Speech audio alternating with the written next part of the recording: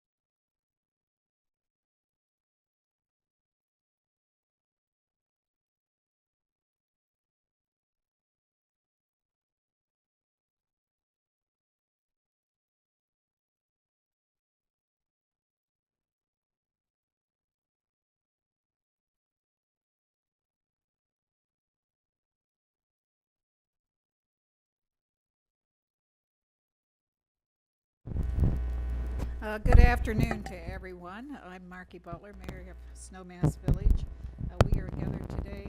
It's the 15th of June. My gosh, summer came on like a vengeance.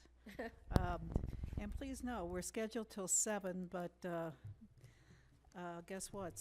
Thursday night concert is tonight at 6.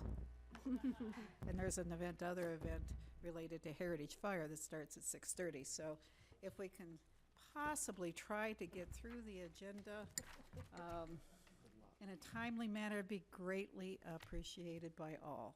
Is that fair? Okay. Jurisdictions, Snowmass, everyone is here, correct? Aspen? Marky Aspen is here, and on behalf of the City Council, I'd like to introduce our newest City Council member, Ward Howenstein. Yay, Welcome to Ward. EOTC. Congratulations. And Picken County. Everyone's here except for Steve, so we have a quorum. Is Steve coming? No, there's another meeting. No, oh, okay. Let's go ahead and get started. And the first thing on the agenda, John Kruger, and these are the minutes. Thank you, Madam Mayor. First, I wanted to apologize to Tom. Well, you mean that Showed my him his- point got across to you, John? Showed him his absent. He's been at all the EOTC meetings, and somehow we had a mix-up there, so he needs to get credit for being and attending and sitting through all the meetings. So I apologize to him before and again at the public way. So at the last meeting back on March 23rd, we had some public comment from Adriana Leisman. She talked about buses up at the Aspen Highlands, noise idling and fumes. And Dan and Raft are gonna fix that with electric buses, he told me earlier. And then the next thing we talked about 2017 meeting dates, June 15th and October 19th. And I put a note in there that the last meeting we talked about having a meeting in September, which is on the agenda, to see if we can get confirmation on that. We also had a presentation on the Upper Valley Mobility Study by Ralph and Joe Cracom and Phil Hoffman from Parsons. And they'll be finishing that up tonight. And then the last item we had was a discussion of the bus rapid transit type service up to Snowmass from the Brush Creek Park and Ride lot. And that was a discussion issue that Snowmass wanted to get started, and it's on the agenda for today as well. And that was all from the last meeting. Okay, thank you. Any other corrections? Any questions? Okay. Thank you very much, John.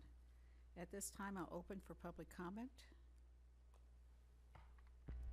Come on up.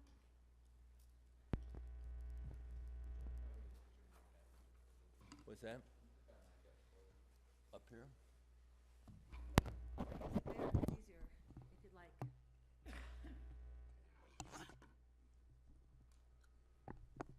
Oh, it's not gonna reach. It's gonna reach. Why don't you try over here? Good try.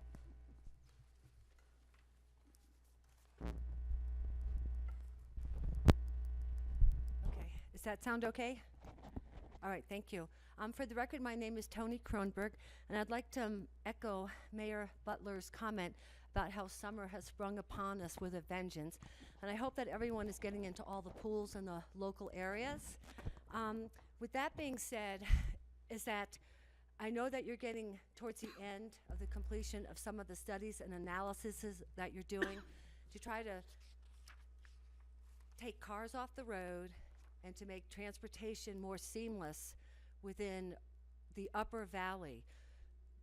About a week ago, I attended the Tree Farm public hearing down in Eagle County, and the developers of that project are promoting their housing as a solution to Aspen and Snowmass's lack of housing for the workforce. With that being said, one of the things is that now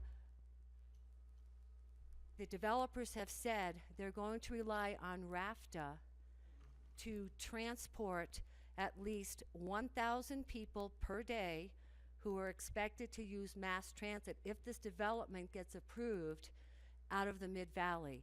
That's not including any of the commercial development. The reason why I'm bringing this up is, as you know, you've often heard Aspen say, we don't want to be like Vail.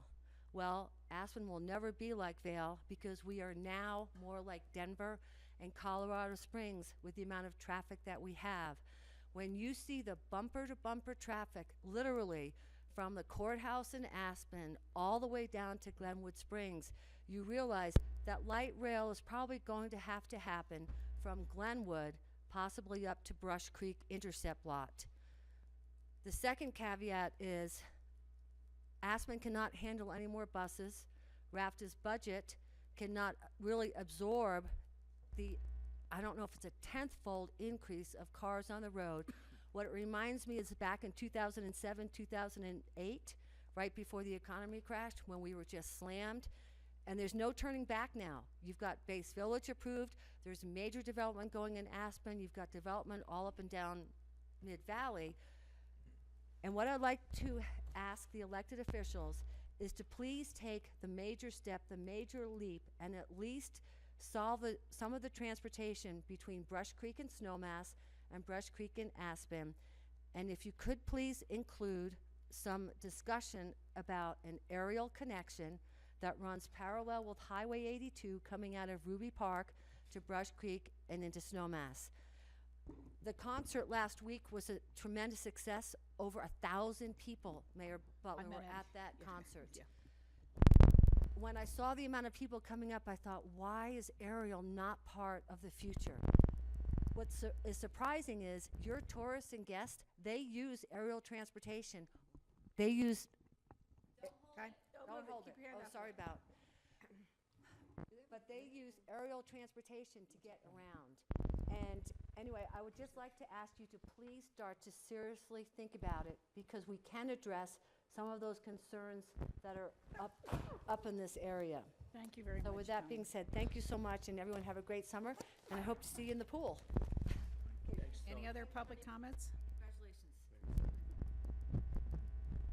Confirmation of 2017 meetings. Yes, Mayor, at the last meeting in March, EOTC said that they'd like to have a meeting after the March meeting, before the October budget meeting. So I picked out a September 14th date, and the purpose of that, I think from the last meeting, was to see if there were further discussions on the Upper Valley Mobility Study or other agenda items that the EOTC wanted to move forward with and prepare for the budget meeting in October. So I just want to know today if that September 14th meeting, if we're going to confirm that, and I'm assuming the October 19th meeting is confirmed. Yeah, Patty? John, I want to apologize, because somehow when I got your text, your email about this, I went to put it in my calendar, and it kind of went viral to everybody. I don't know how that happened. It was magic. And so I didn't really mean for everybody to respond to me, so anybody who responded to me, you need to respond to John, and I don't really know how it happened, so I apologize. You got one for me? George, I'm Yeah, sorry. I got one for you, I was too. replying to yours. And Not a then bingo. George? You actually declined me. I got enough in there. John, I think you said, what date did you say? September 14th, which is the same day as the RAFTA board meeting. That's in Yeah, the that's morning. fine, okay, thanks. We talked about that, and everybody seemed okay with that. No, that I they'd won't be able to be there. John, I will not be there on the 14th. Okay. I have another board meeting. Is everybody else okay on your calendars right now? Okay. I think right now we're okay. So we're good with the September Yep. 14th? Thank you. Okay. There was a suggestion earlier from Councilman Circus that we look at the agenda. I think you wanted to suggest a modification to how we run the order of the meeting. Yes, Madam Mayor, I would request that we delay discussion of the budget, the NOLO grant, and the Upper Valley travel patterns analysis until after the discussion of the Upper Valley mobility study, since, in my opinion, we need to determine our next steps in that, from that study before we start to commit additional funding for these other things. George? Yeah, I can't support that. The low-no grant, as Marky knows, is time sensitive. There's an urgency in terms of being able to get that grant in. The low-no grant aside is a separate issue whether the EOTC wants to be a partner and fund it. But we should not hold up the low-no grant. In fact, the board has approved that to move forward. So there's two separate issues, but I would suggest because of the timing that's an important discussion. We can't wait on that. Well, it's just, I'm only suggesting we move it to later in the today's agenda. Oh, I'm sorry, I misunderstood. I'm you. not just tabling it to later in today's agenda. As long as 6 o'clock comes and you guys aren't running out the door to go to the concert. Well, I'm the one that has to adjourn the meeting, so there you go. We'll be I good. apologize, I misunderstood. No worries. Is that okay with everyone? Does make some sense. Yeah, I don't care which order we have. as long Okay. as we go through it. Well, having said that, why don't we move right into the Upper Valley Mobility Study? Are you ready to go, Ralph? Well, if it pleases the board, I am, because I want to go to the concert too, and I may be the first one out of here. Congratulations to Councilman Howenstein. As your punishment, you get to sit next to me at these meetings for a while. But anyway, let me get the technology going here. I am prepared to start, even though, let me make sure I've got this technology right here. Here we go. Let me make this big. All right, well, thank you. This is actually the wrap-up of the Upper Valley Mobility Study, and I'll jump right into the slides. What I'm going to do is talk, first of all, about our recommendation and go through the review of the components, costs, the financing for the phased BRT alternative. Just briefly recap the public workshop that we did on May 31st.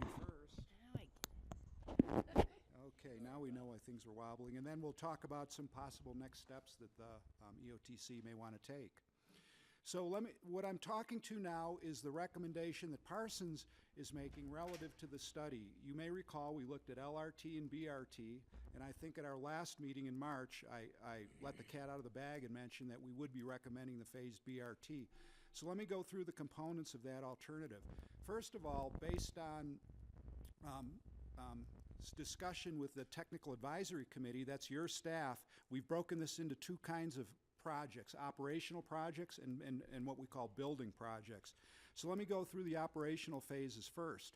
Phase one, and that would be using existing funds, would be to optimize the service plan for the Upper Valley routes. We've talked to you about that before. There's a theoretical potential of eliminating about a little over 100 bus trips going in and out of Aspen. I realize that's theoretical, and headways and things can affect that. But that could be done using existing funds, and that would be a phase one recommendation that could be accomplished right now. Phase two, which is very interesting to me, would be to replace Buttermilk and Snowmass Village route buses with electric buses. That, I believe, is actually a component of what is moving ahead with the low grant already. So again, this is pretty compelling to be able to be making recommendations that are actually under implementation. The third item would be to continue to replace BRT and Valley Highway 82 spine routes with a 60-foot electric buses, including recharging equipment. That's going to require approximately $30 million additional, which would be 25 buses at $1 million each, plus the battery recharging. And that recharging equipment would also be appropriate for the phase two first set of bus purchases I talked about. And then, of course, ultimately would be replace the remaining route buses with electric buses at $15 million. Now, one of the reasons the phase two is broken down in those items 2 and 3 is because the technology for the long-range electric buses is still moving ahead. From Parsons' perspective, we think it's going to be a few years before those buses are in revenue service, and we typically don't recommend purchase of equipment unless it's been in revenue service. But it's up and coming. We're predicting probably within 5 years those buses will be in revenue service. it's pretty good equipment, and the technology is moving very quickly. And then ultimately, phase 3 of this recommendation is to retrofit buses to autonomous control. Again, we're talking about a 20-year planning horizon, so we're talking about, out in the out years, probably after 2020. And a component of that autonomous control would, of course, be a dedicated busway then from Brush Creek in, and I'll talk about that in a moment. So that's the completion of the operational phases that we're recommending as part of the phased BRT alternative. Now we're going to get into the what we've termed the build phases. The first phase of the build is the design and right-of-way acquisition for the preferred alignment across the Marold easement. The easement is in place, but there needs this $21 million is for final design, and also right-of-way needs to be acquired on the 7th and Main side, not only for the 7th and Main bus station, but also for some of the alignment going right across by the villas there. And then, of course, the phase 2 of that would be take that design and build the preferred alignment across the Marold easement with the new Castle Creek Bridge, the cut and cover tunnel or land bridge. So those two, the 84 and the 21 total up to a little over $100 million, and those are already included in the cost estimates. So that's the recommendation for a phased solution. Now, one point I want to make is, you may recall that the LRT is, the range and cost there was about from $430 million to about $520 million. None of these projects that we're talking about are going to preclude LRT. These projects all actually build on LRT. For example, this build phase, well, you can take $100 million out of the cost of the LRT right away because that $100 million is included in the cost of the LRT. So none of this recommendation precludes the BRT. In fact, it gives you an alignment across Marolt with a cut and cover tunnel and the bridge. It also gives you the ability to build up ridership on the phased BRT, so when an LRT comes into play, there'll be plenty of people ready to ride it. So I want to make sure that everyone understands that this recommendation does not preclude BRT. In fact, Parsons believes it would build on an ultimate LRT system. I'm sorry, I said it didn't preclude LRT. Got enough RTs here. And then, of course, last but not least was that autonomous busway I'm talking about. We'd need a little bit of money to widen around Shale Bluffs. But what the intent here would be to have a bus that could literally run autonomous without an operator sometime after year 2020, all the way in the dedicated bus lane, past the airport, past Buttermilk, through the roundabout, across the Marold easement, and then down Main Street to either a street stop at Galena and Main or a stop potentially at Ruby Park. So that, again, this is kind of a rehash of some of the presentations we made in the past. So let me just quickly go through the phased BRT alternative benefits.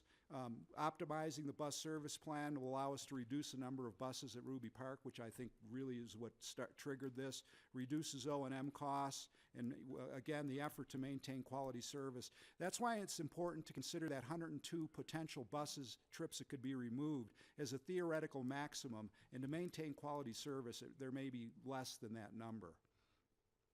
Of course, buying the electric buses improves the air and noise quality at Ruby Park, improves the quality of equipment. These will generally be new buses. And then when we go the down valley routes, again, we get all the same benefits with the electric buses, the air noise quality benefits at Ruby Park. And also, if you've got a single seat electric bus from, let's say, Glenwood to Aspen, you'll avoid the transfer penalty at Brush Creek, which at this point in time is going to be a real issue with the electric buses in the early phase just running from Brush Creek into Aspen. Also, continued benefits, replacing the Aspen shuttle route buses with electric buses. Again, the benefits of the nice electric buses, quieter, less pollution. The electric buses have approximately half the emissions footprint of a CNG bus. And then, of course, the benefits of the preferred alignment across Marolt, the modified direct alignment as it was named back in the 90s. The improved bus travel times neutralizes the Brush Creek transfer penalty. And I want to spend a moment on that because it's an important concept. If you're going to have to transfer at Brush Creek, we're figuring there's going to be a loss of time of about 2 to 3 minutes. If we can make up that 2 to 3 minutes by going on the build solution across Marold, you're not going to have a penalty. In fact, we're expecting to see somewhere between 200 and 400 additional trips a day if we can take that, if we can neutralize that Brush Creek transfer penalty and get the buses across Marold out of mixed traffic a little bit quicker. If you don't do this, and you leave the entrance about the way it is with the existing S-curves, you're going to potentially lose ridership. Right now, Parsons is projecting a loss of probably in the range of 100 riders a day because your travel time is going to be greater. You're going to have to transfer at Brush Creek, so you're not going to be able to pick up that 2 or 3 minutes because the buses will be in mixed traffic again between the roundabout and 7th and Main. So that, to me, is the real downside of the preferred alternative not going across Marold. Is a potential loss of ridership, where if it is in place, we're predicting a gain of approximately 300 to 400 riders a day. I wanted to spend a moment on that and make that clear. Of course, the other benefits are improved schedule reliability and safety by getting the buses out of mixed traffic, improving the traffic operations because that would include a vehicle lane coming into town and out of town, a single lane in each direction. And it completes the transportation footprint, completes the open space mitigation, and it does leave structures in place, the tunnel and the bridge, that'll be ready for future light rail. So again, that is my point, that this doesn't preclude light rail. Just a refresher on the BRT costs. The base case was about $159 million, and that's a CNG bus with everything on grade. We do assume of that $159 million, $100 million for getting across the Marold easement.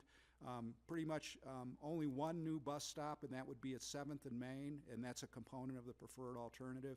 The end of the line would be Ruby Park, and of course the existing Castle Creek Bridge is estimated there. The prime case gets us electric autonomous buses in a dedicated bus lane, and again gives us the potential to put a mainline stop at Main and Galena. And again, that's the cost range for the recommendation that we're making at this point. Just a refresher on the O&M costs. The O&M cost annually for the BRT is about $3.2 million. You may recall the LRT was around $6 million in cost. So to wrap up our current scope of service, we owe you a discussion on financing and funding, and that's what I'll go through next here. Of course, we've recommended the phased funding approach. We're talking about using a mix of existing funding and new federal, state, and local sources. And here's the potential. We'll go through a list of potential sources, and we're going to go through an example funding scenario of the recommended alternative, which I think you're going to find interesting. So first of all, the existing sources that we've got mass transit tax, the RTA sales and use tax, the various service agreements, for example, between SKICO and RAFTA, and also the operating revenue that RAFTA generates off of fare boxes. Potential federal and state sources, new small starts grants, this is a federal source, some of the FTA grants, and the discretionary grants for new buses, and the low-no grant, which you're taking advantage of. The Tiger grant, well, I don't know if that's going to be around for much longer, but the program is in theory in place. There are no notifications out of a new program, so I think that's probably a long shot. There are some potential faster grants. Those are state grants that come from the Colorado DOT, so we're considering those. Potential other local sources include lane usage fee, utility fee, development of a special improvement district, expansion of sales and use tax, expanding a mass transit tax, adding a lodging tax, property tax, parking revenues. I wouldn't be too popular in Washington these days with all these tax words.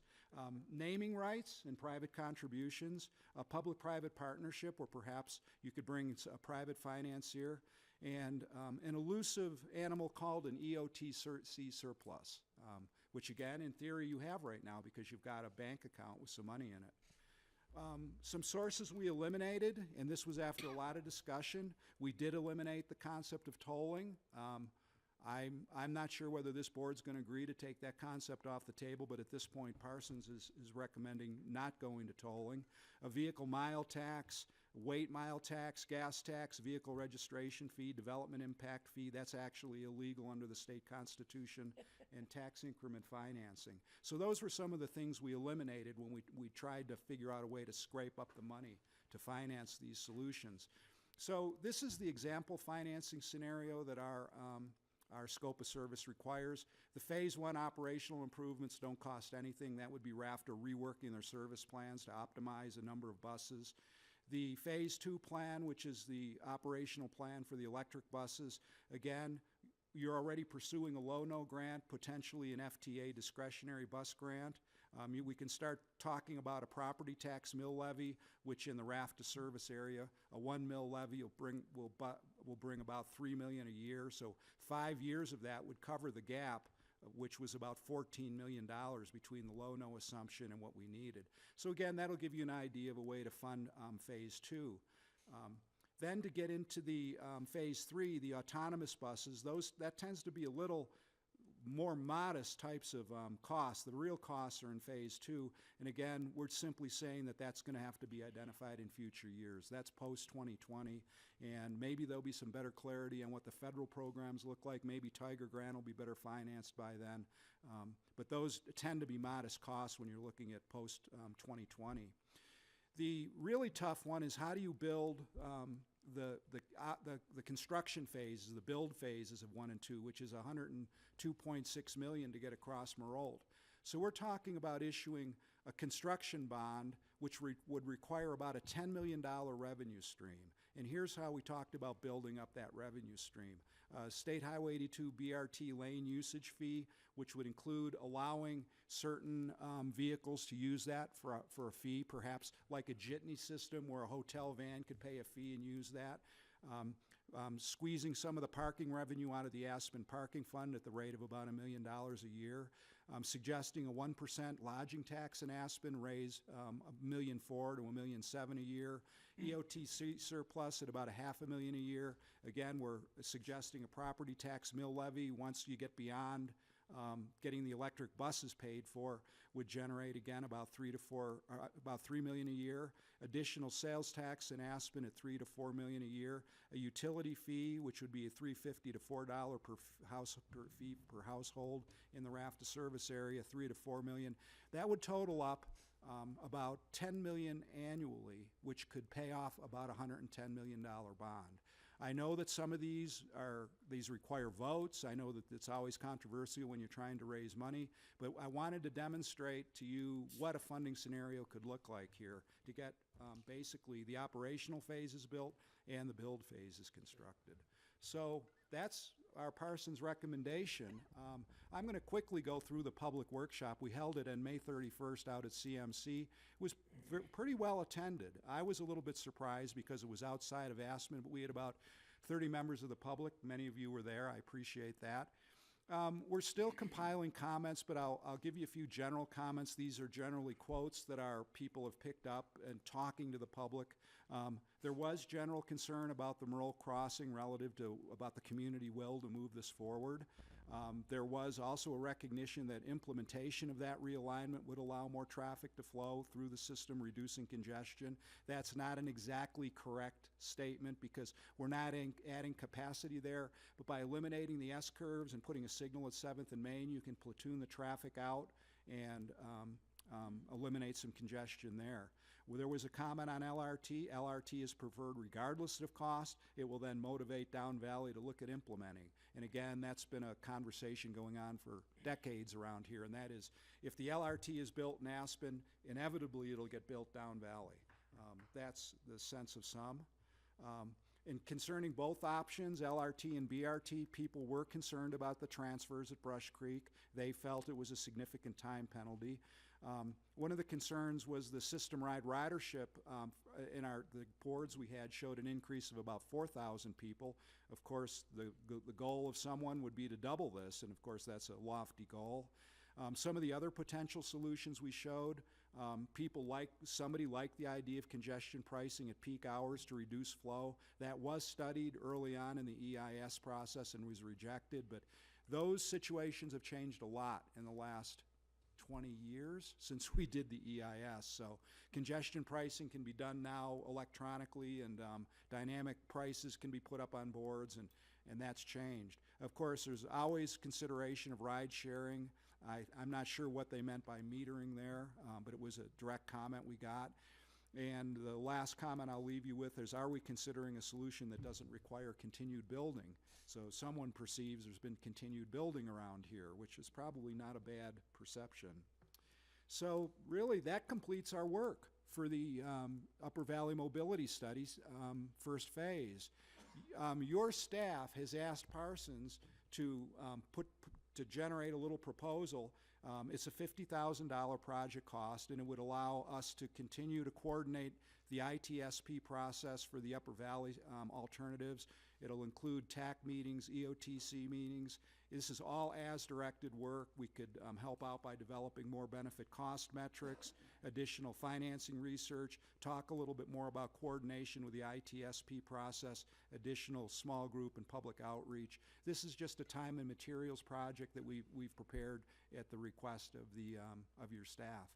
Because again, this will be our last meeting here. The report is almost finished. It'll be done by the end of the month and distributed. So, I just talked about the next steps. The UVMS report is in pretty good shape at this point. It's been built off of all of the presentations we've been making to you folks starting back in August, I think, of last year, August or September. And of course, you've got an option here with a stage 2 proposal to allow us to support the process through the next 2 EOTC meetings. So with that, I'm through the presentation, and I think I might have actually gone a little quicker than I thought. So. Yes, Rachel? I just have a few clarification questions on the information you've thrown out, Ralph, and Sure. thanks for being so comprehensive. On the $1,600,000 to go across Merle, is that just the transit component of going across Merle, or is there? Rachel, can you get it closer to you? Okay, sorry. Is the $106 million to go across Merle, is that just for the transit components, or would that be including the realigned general traffic lanes? Let me just go through it by the numbers. It would include 2 new additional travel lanes, but we would lose the travel lanes at Cemetery Lane. Right. And then it would include the bridge and the tunnel and the environmental mitigation and the bike paths and the right-of-way. It would not include the rail itself Sure. for the LRT. That's part of the other component.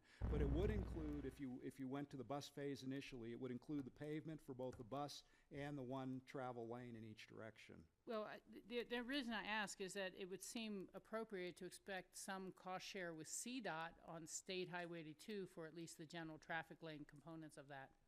I think that would be a safe assumption, Rachel. We know I think most of you know. We know the budget problems, but I just didn't want to not even write them down. Well, but I'm glad you raised that, because we did not include that, and I think that there would be some potential there, but it's going to take some political will to move that ahead. Okay, thank you. And then just to understand, when you were talking about the electric buses into Aspen to alleviate the diesel and the issues there, would that mean that the ski buses from Snowmass that would be electric would they also have to transfer to, or would they be electric buses? There's a combination of both. As the system ramps up, there will need to be some transfers at Brush Creek, but ultimately, the final system that we're recommending with the Down Valley electric buses can potentially give you a 1-seat trip without Right. the transfer penalty at Brush Creek. Because I was just thinking of the ski shuttle buses, because that was the transfer penalty we wanted to avoid when we talked about the light rail alternative, which then meant that less buses would be off the road, frankly, because there wasn't going to be that transfer. And if they're going to have to transfer anyhow from one type of bus to another type of bus, it would seem almost more irksome to people. For the Aspen to Snowmass routes, the priority would be a 1-seat trip from there. But again, and the desire would be to have the electric buses on that route. with the electric buses on a 1-seat trip. But again, you've got to phase this and ramp it up. So it's not safe to say that all those trips are going to be like that day one. They're going to phase into the 1-seat trip. Okay. And 2 last questions, again, clarification. The congestion pricing is kind of another word for tolls on roads, and I was under the impression that on state highways that you could not do a toll unless there was a alternate route or free route in for people. And if we only have 1 general traffic lane, I don't know how you can toll that. Well, you're right. You're correct about having a free alternative. I would suggest that an argument can be made that a free bus that starts at Brush Creek and goes into Aspen could be argued to be the free alternative. Okay, that's good response on that one. And then when you talked about the property tax that could be raised by 1 mil as the general RAFTA service area, you're talking the RTA district boundaries, or? Yeah, that would yeah. be RTA district boundaries, because I think we've done an analysis and RAFTA's also done an analysis. 1 mil creates about $3 million a year in the entire RAFTA service area. Okay, because I'm just thinking, I mean, in practicality, that's a tough ask for people in Carbondale. Right. You know, thinking, well, what's that really benefit me? Oh, electric buses in Aspen is a challenge. And so I just leave it there. Thank you. George? I just follow up on one of Rachel's questions. So regarding CDOT, they've got a separate pot for the bridge funds, because we know that from the Grand Avenue Bridge. And and what I understand is the monies they're utilizing on a Castle Creek Bridge are just pretty much just doing Band-Aids at this point, because I don't want to expenditure any large dollars if there's a decision to build a new bridge. But at some point, the Castle Creek Bridge would have to be replaced regardless. So there should be dollars at least down the road in a bridge fund for either the reconstruction of the Castle Creek Bridge, which you could just imagine the nightmare that would be, or the construction of a new bridge across the Merode. Well, George, let me explain. The preferred alternative requires that CDOT hand over the existing Castle Creek Bridge when the new bridge is built. The record of decision says the new bridge becomes the state bridge, and the old Castle Creek Bridge becomes the city of Aspen's bridge. And to hand it over, the CDOT's required to bring that bridge up to a pretty high sufficiency rating. So and that's included in these costs. But you're right, those faster bridge funds could be used for both the rehab and the new bridge, I believe. Again, Parsons was not comfortable throwing those numbers in at this point, mainly because they're not called out in the Intermountain TPR budgeting right now. That's to me that's why we were reluctant to include those. If they were in the TPR budgeting, I think we would probably include them. But certainly, of all the kind of the money we're trying to vacuum up here to do this work, the federal and the state funding components have not been included, and I think that because of that, this is a very conservative analysis. Yes, Bob? Ralph, the way you kind of present the recommendation, you've got two separate phases. Yes, sir. And you've got steps, individual steps within each one.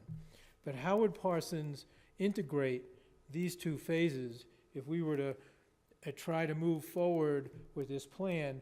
Because it doesn't seem to me that you'd finish one phase, you'd finish the whole operational phase before you went into the build phase, that you'd do them.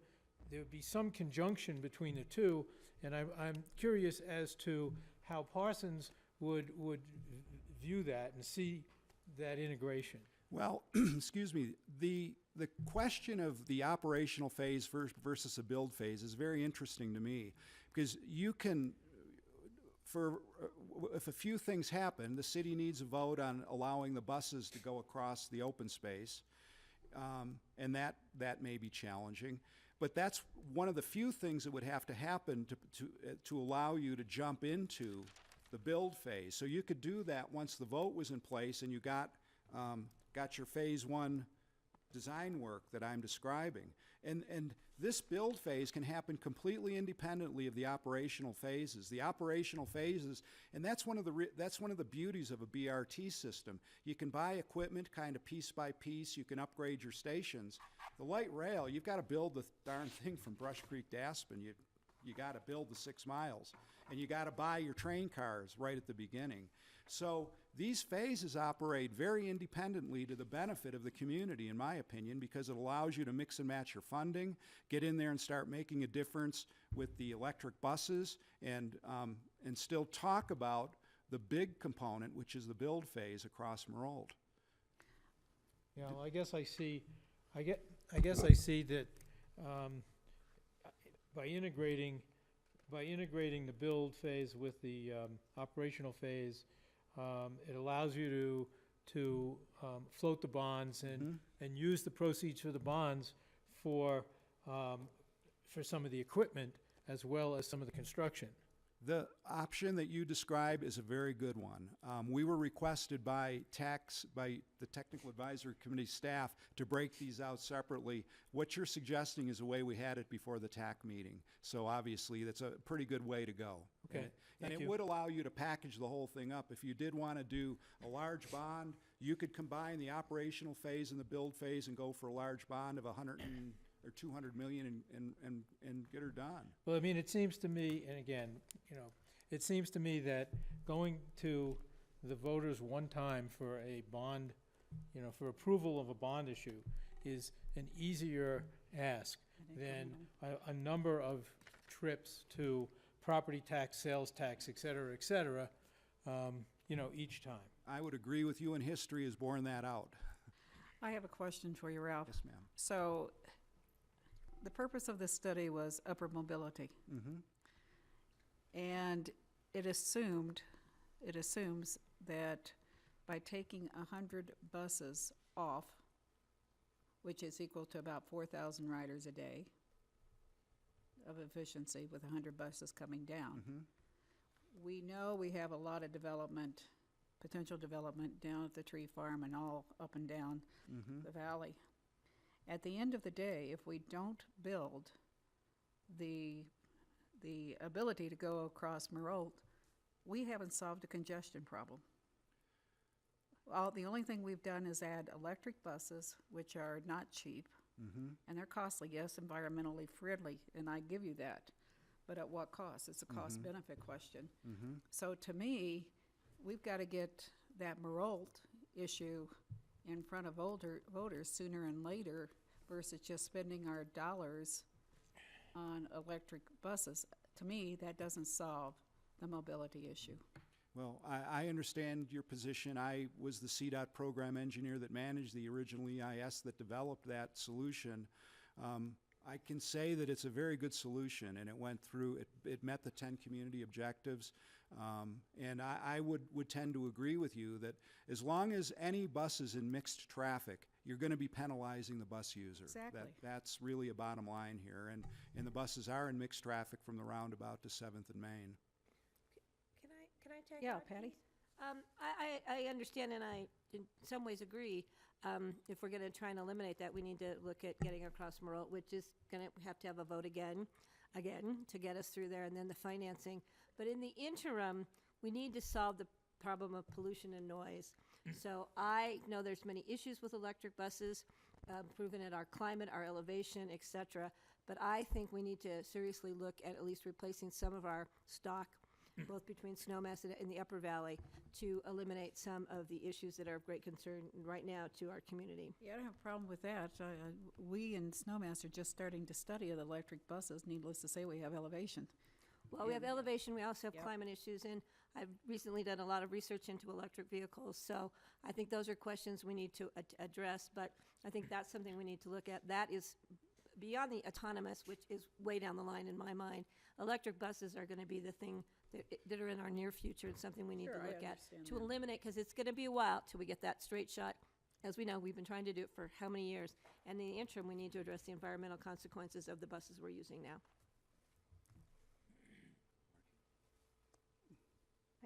How are you? A quiet man. Just wanted to point out, I think is Kenny's here from RAFTA, who could speak on electric buses. I don't think Kitty's here, is he? Yeah, he is. There, he's back there. Oh, there he is. Yeah, they're the boys from RAFTA. Yeah. It's later in the thing. Just wanted to point out that we'll have the opportunity for them to weigh in Right. on the practicalities. I was just bringing it in this time because of her comments. Bert? One of the comments you made was suggesting that the retrofit of the autonomous buses and the component, that would be a component of the straight shot or the Meralt.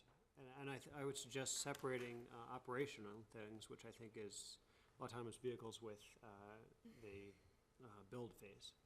So I was one of the people that worked on the last straight shot election on the winning side of that, and I'll continue to work on that if it happens again. Councilman, I'm a little confused by your question. The assumption here is the autonomous buses are not going to run in mixed traffic. if that was your question, the assumption is the autonomous buses in the so-called virtual guideway are going to need the Marolta alignment. We are not assuming that autonomous buses can run in mixed traffic. That's why that last phase was there, to build a bus lane, basically from Brush Creek all the way to Galena and Maine, if I understood your question. Yeah, no, I think that's the, I think those two need to be separated. That's just my opinion. Don't forget your Mike, mic. Bert. I think my opinion is that those two need to be separated. The potential for autonomous vehicles running in, sharing a lane with non-autonomous vehicles will eventually happen. I don't know when that'll be, but I don't see that we need to build a separate lane for that. So I'd like to see those two as separate issues so we could fund and support the autonomous vehicle Well, portion. we can take that into consideration. It's not Parsons' opinion that autonomous buses in mixed traffic are gonna be here in 20 years. But that's technology, and we can agree to disagree on that, I guess. Yeah, Rachel. Yeah, thank you. Well, I will eat the mic. Thank you.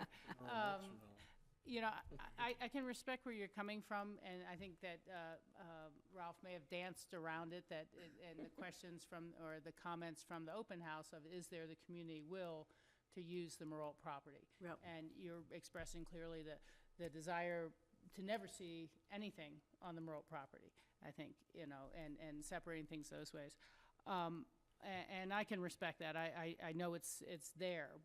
But for me, two things. One is that it's never been, quote, the winding S-curves that are the problem. It's the 280-degree turns leaving town.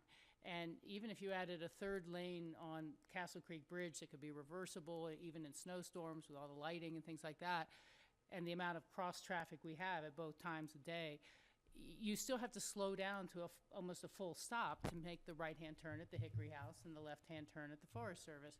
And so, you know, without eliminating that, you're never going to get rid of the backup to the courthouse. But I do understand the challenge, and all I was going to say is I think that in sequencing, you might have a better shot at getting public support if the buses that were coming in were electric and not diesel. And that, you know, people could see that buses could be quieter and less noisy and more of a quality experience. But as someone who's been on the other side of those issues many years, you know, you have a Friends of Marolta in the middle, and when a busway is proposed, they argue, no, we should do light rail. It's world-class. We should be a world-class area. And then the vote fails, and they kind of line up with the four-laners. And then on the other side, when you bring a light rail vote together, everyone, Friends of Marolta who want nothing there, say, hey, we should do buses. We can't afford light rail. And they line up with the four-laner only contingent, and the vote never passes. So, you know, that, to me, I don't see spending a dime on engineering or design or anything like that until a public vote would be held. But I can't tell you if it would pass. Other discussion? Anna?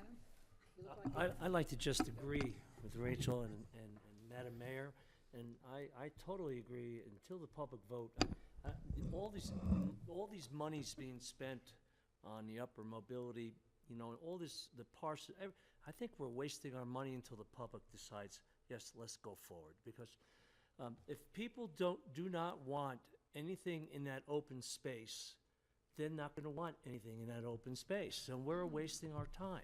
Electric buses, I'm not talking about. I'm just talking about all the phases and $106 million being spent. That's a tremendous amount of money. And when you start talking about everybody's mill levy going up, we've already, the schools and everything else here in Snowmass between the firehouse and the water and sanitation plant, people have had enough. And, you know, until I assume the people in Aspen, the vote, they have the vote. It's up to them. So if they're going to say no, we're wasting taxpayers' money on all these different engineering funds. And so my bottom line is I agree, Rachel and Madam Mayor, and that's where I stand on it as well. Yeah, Ann? Yeah, and I disagree. I think you can easily separate the two, the operational phases and the build phases. Somewhat what Patty was saying, there's a environmental benefit to having more electric buses. We reduced the number of buses downtown, which is becoming a problem. Increased ridership. Primarily, those are the two benefits of putting electric buses in place.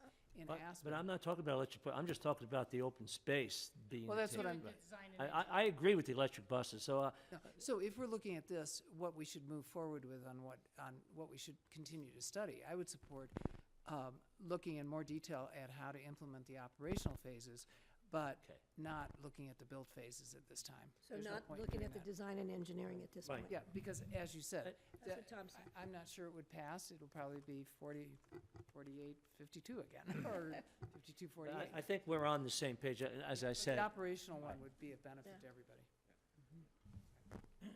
So can I ask just one more? Because I know that Ralph mentioned at the end of this additional 50,000. Are you asking us for that at this point? Because I don't think that we were prepared for that, and that was news to us, and I'm not sure I want to go there.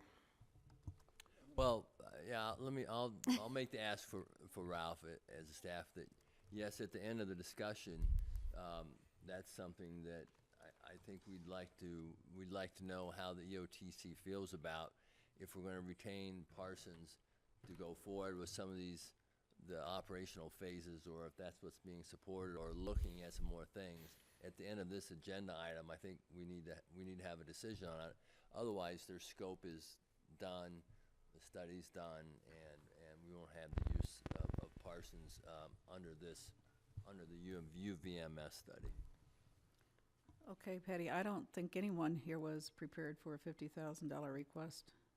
I think fact- minimally we need to finish this discussion we're having now before we Yeah, figure yeah. out if we Well, want. this is 'cause- his agenda item, so when this is, I just want to Yes. make sure we Yeah. didn't forget that. Adam, did you have something that you I wanted? think Bob was, No, go ahead. I'm sorry. Ralph, thanks for all the work. I'm not sure I agree with everything, but I think it's thoughtful and professional, and you did your job as reporting back. You put a lot of stuff on the table. I guess a couple random thoughts, somewhat connected. I do not want, and I've been saying this for a while, I have no interest in spending time, money, and effort on LRT. I don't want to drive a stake through it forever. Having said that, I believe even if it was at the same price as a bus system, or even free, this community is not going to go for what the infrastructure needs to put something in of a 25-foot trough and crossings everywhere. And these are not cute little trolleys that are chugging up Main Street. These are serious train systems, which my understanding is the next smallest community that has this is 2.5 million people. I am a fan of expanding a really great bus system, including the electric stuff. There's been some talk of fewer buses. My view is I don't think people want fewer buses as much as they want the fewer effects of the noise and the pollution. Because if it's not buses, I'm not sure what else is going to be the people mover in it. With all due respect to Tony, it's not going to be the gondolas kind of running around everywhere. I don't have a philosophical issue with going through rural open space. What I do have a problem with is if we're going to spend a lot of community angst and a lot of money and a lot of lawsuits that is actually going to deliver a substantial change in the traffic patterns. And if I hear 2 or 3 minutes, and I know that's on average and we can talk about it more, but if we're just talking about 2 or 3 minutes of savings for $100 million and years of fighting and everything else like that, I think it's a bum deal for the community. And my understanding is right now the straight shot is a little bit 50-50. And yeah, I'm sure there's a group of people, a third of the people in town will not want to go into rural open space, even if you're giving them free powder days for the rest of their life and everything else like that. And there are some people that want to do it no matter what. And then there's probably a group of people that could be convinced if it makes sense from a rational standpoint, which is why I would say, no way do I think we just stop now, take a public vote, and then try to figure out if we want to solve it. I think we need to investigate more if we are going to go get a public vote, because I think we need to be educated, and I think the community needs to be educated. Going back to the 50% of the people that want the straight shot plus or minus, my understanding is the straight shot is really based on a bus system enhancement, not a traffic enhancement system. That's correct. And once the vast majority of people who are driving find out it's not going to help their car movement by going to the open space and the $100 million, a good chunk of that support is not going to be for the straight shot anymore. I don't know what percentage of that 50% who's supporting the straight shot is based on my car's going to travel faster, but if that's not going to be happening, I think a lot of that support just goes away. And so I'm not in the philosophy of I need to keep the straight shot. I mean, I need to keep the S-curves. It's a cute little thing. My view is if it's going to solve an engineering problem, I'm up for it, but not 2 minutes or not 3 minutes. And I appreciate that's average, and I'm not sure what the number is. But I think we have to, what are we getting for all this stuff that's going to take years to, and it's not to be answered now, but, and as far as congestion pricing, usually I'm a huge fan of congestion pricing and tolls. Having said that, in this community, what I think happens is that the construction trade traffic will bill their project. And so their demand is not going to change one iota of the amount of cars going up and down that are in the construction business. And it's not anything bad about that, just that's what's going to happen, I think. You have a tourist space that some will go elsewhere, some will pay. You have a wealthy crowd that's going to pay whatever, and then the worker bees get the brunt. And that's going to be a hard thing to swallow. And so those are some of my overall views about where we want to go. I want to, so we'll get to the bus system. So I'm not sure about spending a lot of time and money and effort on creating a more open space. Maybe we need to, again, I think for it to happen, there has to be a really great return on time. And there's all these other secondary issues about there might be a better open space somewhere else. And that's really, really hard convincing to do, that someone who's had an open space and playing in an open space for 50 years, all of a sudden is pitched on there's a better one across the street as soon as we get rid of the road and do everything else like that. And so there's some other ancillary reasons why the professionals are representing the straight shot. But to me, I think the community, it's all about time. It's all about making it quicker. And if the cars aren't going to move any quicker, I think a good chunk of the straight shot support just goes out the door. Well, this is a transit study. I've done some traffic studies. It's been a long time, but one of the parts of the solution across Marold, and by the way, the easement deal is done. That was one of the last things I did before I left CDOT. The 30 acres as part of the Mills property has been deeded to the city of Aspen, and the easement is in place across Marold. I was a little confused hearing you, Adam, but that's already a done deal. And it's the acreage that Aspen got is beautiful if you're a kayaker or a fisherman. But the point that I want to make here about what you're calling the straight shot is, first of all, the straight shot is not what we've proposed here. And since 1995, there's been a lot of disinformation and alternative facts going around the community about what this alternative is. And the straight shot I'm well familiar with was a straight line 60-mile-an-hour alignment from the roundabout straight in. And this alignment that we call the modified direct was specifically engineered to keep the speeds down. I'm sorry, 2 days ago at our prep meeting on this, we discussed that straight shot, modified direct, and some other things were all the same. So my comment was not a biased thing. It was just that there's 4 different ways to call putting a road through Marolt. And if there's a difference between that, it's over my head. I'm just saying that whatever you're proposing, I'm happy to call it that. But again, and you use the word transit, to a lot of other people who aren't in this business, that means buses only. And I appreciate we are trying to focus for buses, but there are a lot of people, if votes are needed, that are not on the buses, and shame on them, and are in cars, and all of a sudden this whole open space and $100 million is not going to help their car get across. Well, All of a sudden support goes away. The previous study that was done did indicate some travel savings. I don't want to get into that now because I think that information is dated. I've been studying this project for 25 years. I've probably studied this project more than any professional on the face of this earth. It's been fun. It's been very interesting to me. It's fascinating to me to see everybody on God's green earth stuck in that traffic jam, whether you're a 1%er or a poor guy coming up from Silt to try to eke out a living. It's fascinating to me. But I can tell you a lot of work went into that $3 or $4 million went into it. A lot of community effort went into it, developing the 10 goals. And one of the things that was off the table back then was an unrestricted 4-lane because of the PM10 non-attainment area we have in the Upper Valley. That's gone now. And if this process takes too long and we have to reopen all those things, I think that option, unfortunately, may have to come back into consideration. I'm just trying to give some historical perspective And I here. appreciate that. I don't mean to be argumentative. I'm not arguing that we need to look after the cars more than buses. I'm just stating the facts, that some part of the support for this plan is based on the assumption that whether it's people in the town who live in Aspen or who live down Valley, is that their car is going to go a lot quicker. And so if you don't want to get into numbers now or ever, there is a big group of people out there that this is mostly about time savings. Yes. And if we're not going to get into that time savings, then I don't see how we can spend a lot of money on building something when we're not sure what the benefits are. Well, that study can be done. And again, just thinking about from a common sense basis, when a highway engineer looks at the design speed of the S-curve, it doesn't exist. It's less than 20 miles an hour.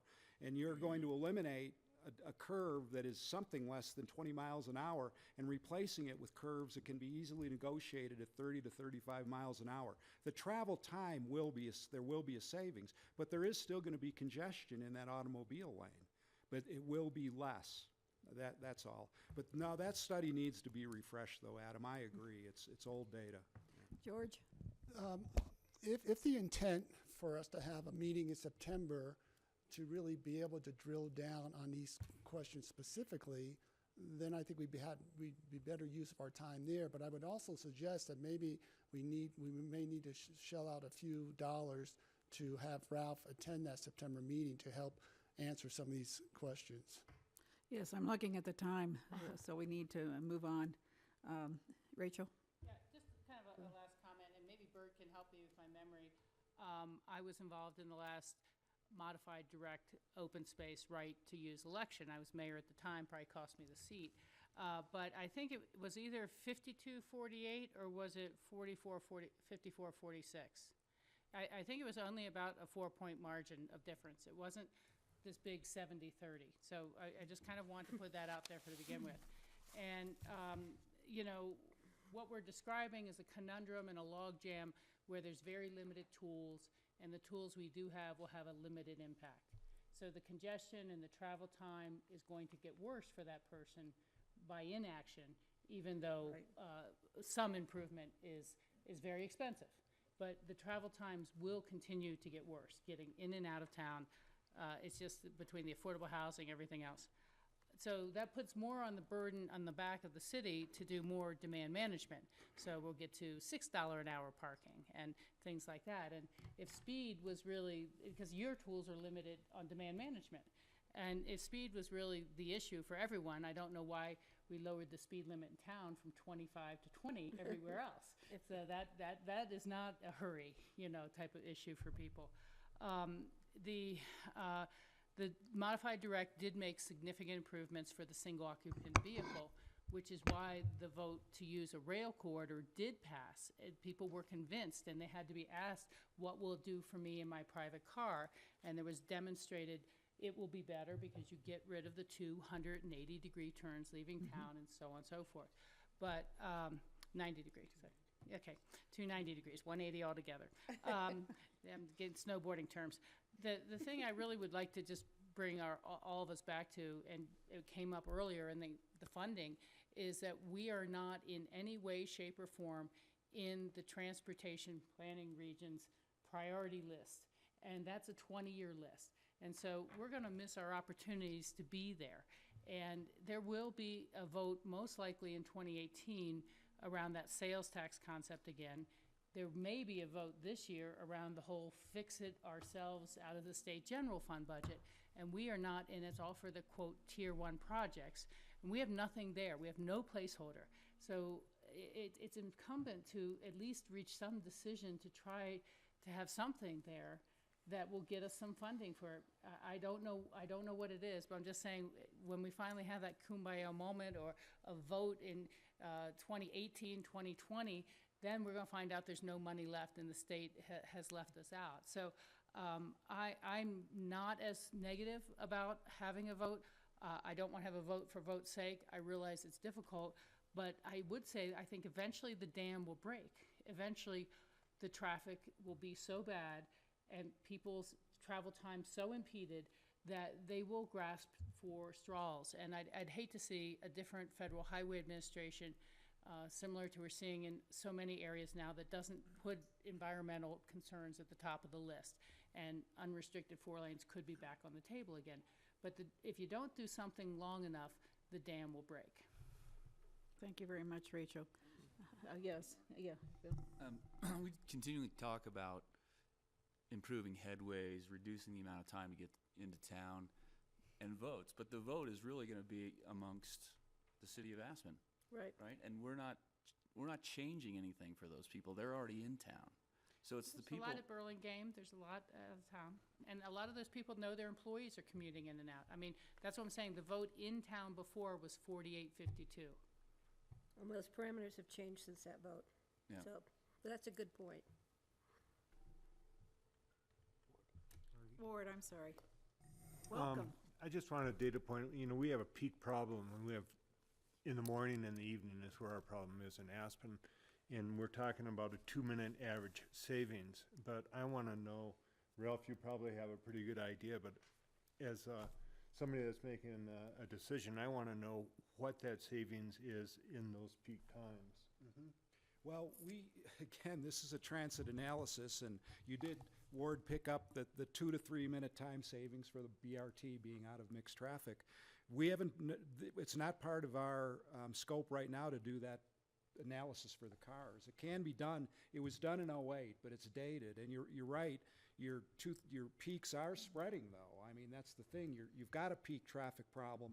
And even though everything's staying below 1993 levels, we're seeing those peaks spread, which is an urban characteristic. People are leaving earlier, coming home later. And that's the interesting thing to me. It looks like you're attaining the 93 goal, but you're actually extending your congestion out on a daily basis. But again, I'm doing a transit study here, and I would love to look back into the highway issues again, because I think they've changed since this was looked at in 2008 was the last time. But you're the most knowledgeable person on the planet, so I asked you. Well, again, when these studies were done way back when, it was looking at a 30-second savings per car. I think that's probably different now. The other thing that's different is, what is the value of time when you're sitting in congestion? The federal people tell me it's $18 an hour. I'm not sure that's the case up in the Upper Valley here. Especially with new computer industry, people are not wasting their time sitting in their cars. No. Yes. Okay. And that could be part of an additional analysis, is analyzing travel time savings. And George had a suggestion. We bring Ralph back in September at a September meeting. And we could direct questions through our Or prepare attack some groups. questions in Yeah. advance to Yeah. have the answers at that meeting. And then All we of have us to could do- determine funding for that.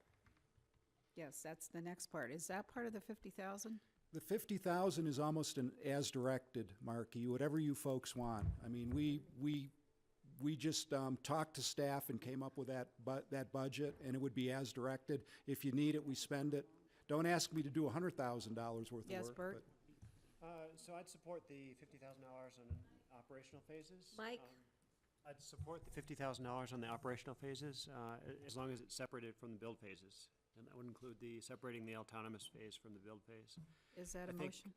That, if, it's something I would support. If I someone think else the wants to. purpose of the 50,000 was to facilitate meetings. But Ralph had said this is a time and material situation. But when you deal with the time and material situation, what is the time worth per hour? And where's the material? Well, it's certainly, it depends on the, the kind of staff we're using. You know, my rate is obviously higher than a junior engineer sitting in Denver running a model for what the travel times may be. We just took a cross-section of the skills that we've been using this and came up with a 50,000. And how many meetings were you thinking of with that? I mean, Well, that was a we've been told there's 2 more meetings. There's one in September and one in October, and we're also anticipating the forum coming in at some point with recommendations that this committee is probably going to need some support answering. Pretty I mean- pricey for I 2 mean, meetings. Yeah, I know exactly. My suggestion was just to have Ralph present at our September meeting at a reasonable price, and then we should be looking at what our future needs are. Our future needs may be a regional planner that we have long-term, but we don't know, so. I would support, I guess it would be John working with Ralph to get the September meeting covered. Does that seem reasonable? What kind of money? one And- meeting, 25,000. Yeah, I mean, 25,000 to cover a meeting is a little. No, pricey. that's high. not correct. Yeah. That is not Yeah. the deal at Yes, all. Ann? We'll feed him if he comes. Yeah. And Mike? What's, and what specifically would you be looking for then at that September meeting? Well, again, I thought what we talked about was utilizing that meeting to really be able to drill down and spend more time on a lot of these questions Right. and use Ralph as a resource, because we haven't got time today on today's agenda to do that. We could do this for another hour, just Yes. this one topic. See in your mind to the best of your ability, I'm putting you on the spot for a minute. When you say drill down to other issues, specifically what are you talking about? How to get lanes over Maroldt? Because I can tell you the consensus, as Adam referred to in our prep meeting for this, and Bert was quite clear about, the consensus of the Aspen City Council is that there is No Maroldt solution. no, at this time. At this Maroldt is not in the, not, there's no political will at the Aspen City Council table to prioritize any development over Maroldt open space at this time.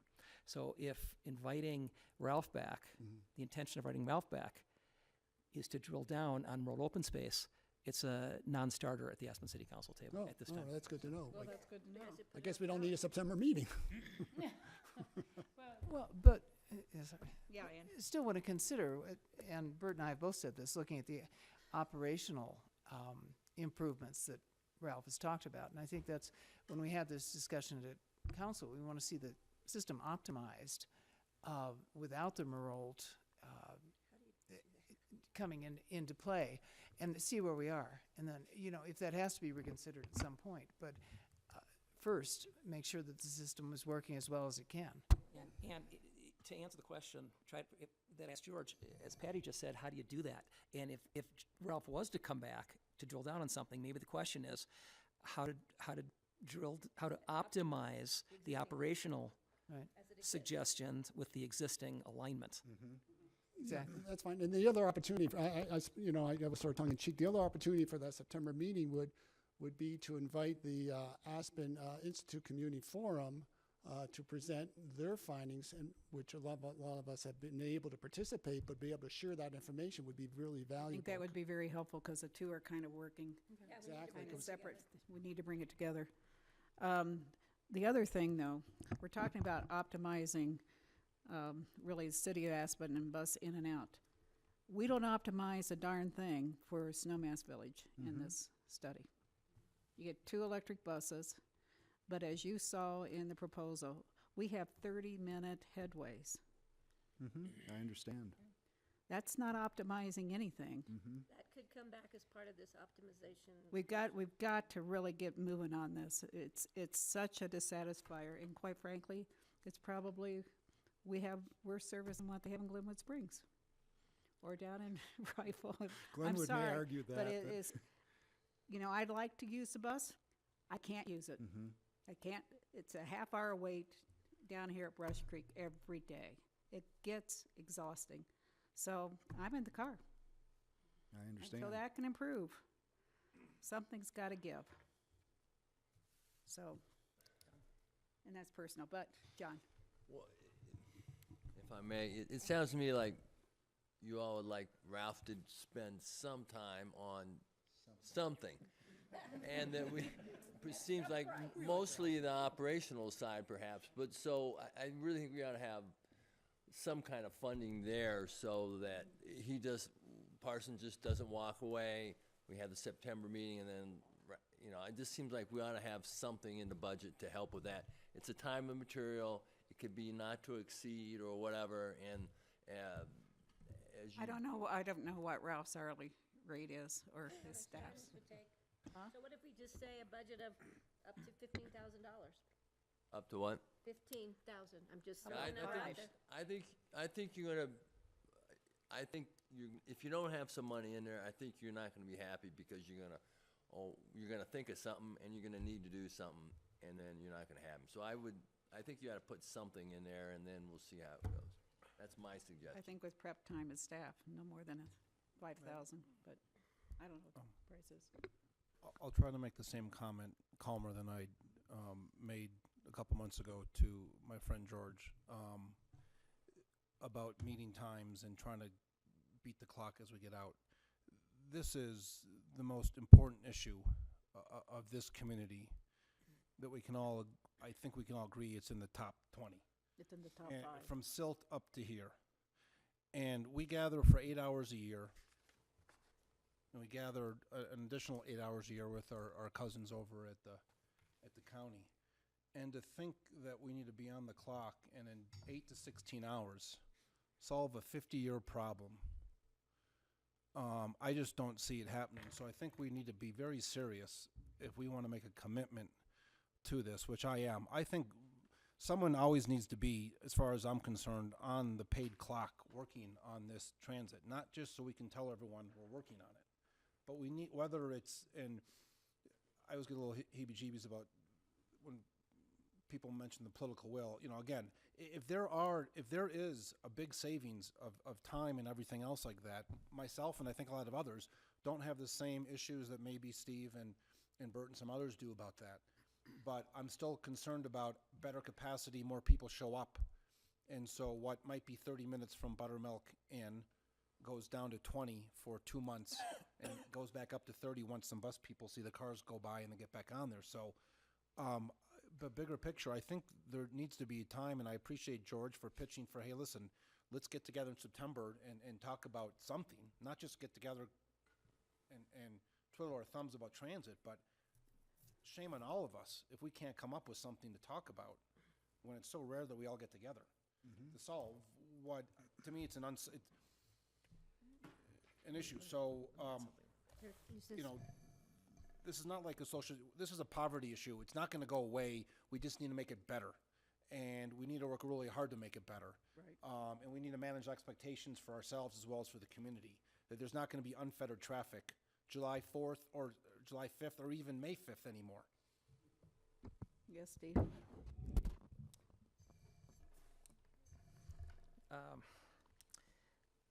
We're working on a program inside the city of Aspen, and I'm not prepared to go public with this yet, more than saying that.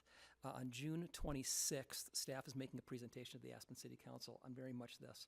At the Aspen Institute Forum, I pitched an idea called the Mobility Spring. It's a whole program around everything we're talking about inside the city of Aspen. We've dedicated we are dedicating a tremendous amount of staff time to ensure that Aspen is doing its part in addressing the issue, Rachel, as you have described it. I think we can use that as content, George, for the September meeting. That's a good suggestion. As a discussion point. We will have something, a rough, perhaps more than that, framework around how we envision delivering a solution, addressing the issues at the entrance, and how we envision the future of mobility inside the city of Aspen, those two components. It's taking place in Aspen now. I talked about it in the elections, making it a priority. I was reelected on that. And council we'll know more about this, and council's on board and pushing this forward. So I think we will have ready for the September meeting a general framework and a significant content point to discuss. And I think, and Ralph, you should be part of that discussion. That sounds great. Yeah. And would the Aspen Institute be ready with their recommendations? An institute is part of this discussion as well. That's what I thought, so. It would be optimizing the bus routes, the Institute Forum, merger, the city initiative. Mike? I love your mics. So those would be the three things we know Yep. would be on the agenda, and we would be paying Ralph to be working with our our staffs to develop that agenda going forward. I think that's And on the makes sense. optimizing bus routes, I just want to make sure we hear the pros and cons. You know, I really don't know what they are, or who might be left behind without a route, or less frequency on their route because of it.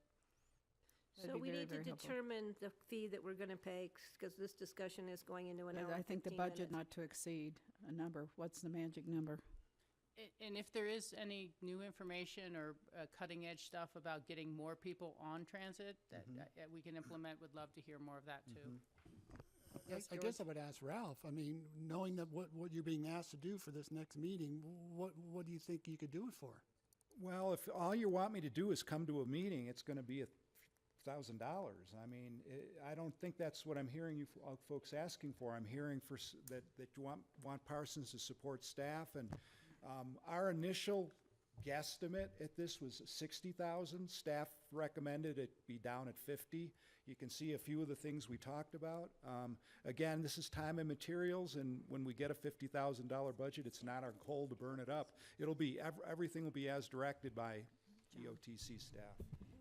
And I think after the September meeting, after the Aspen Institute is here, after the mayor's thing, there's gonna be a lot of things you're gonna turn and look at Ralph and go, we'd like to know some more about that. And so I don't think it's just gonna be the September meeting. It's staff time, it's post-September. There'll be an October meeting, that's the budget meeting, that you may want things worked up for. But I'm for not the comfortable October with meeting. $50,000 for all of that. I'm not sure if anybody else in the room agrees with me on that, but. Patty, I actually am.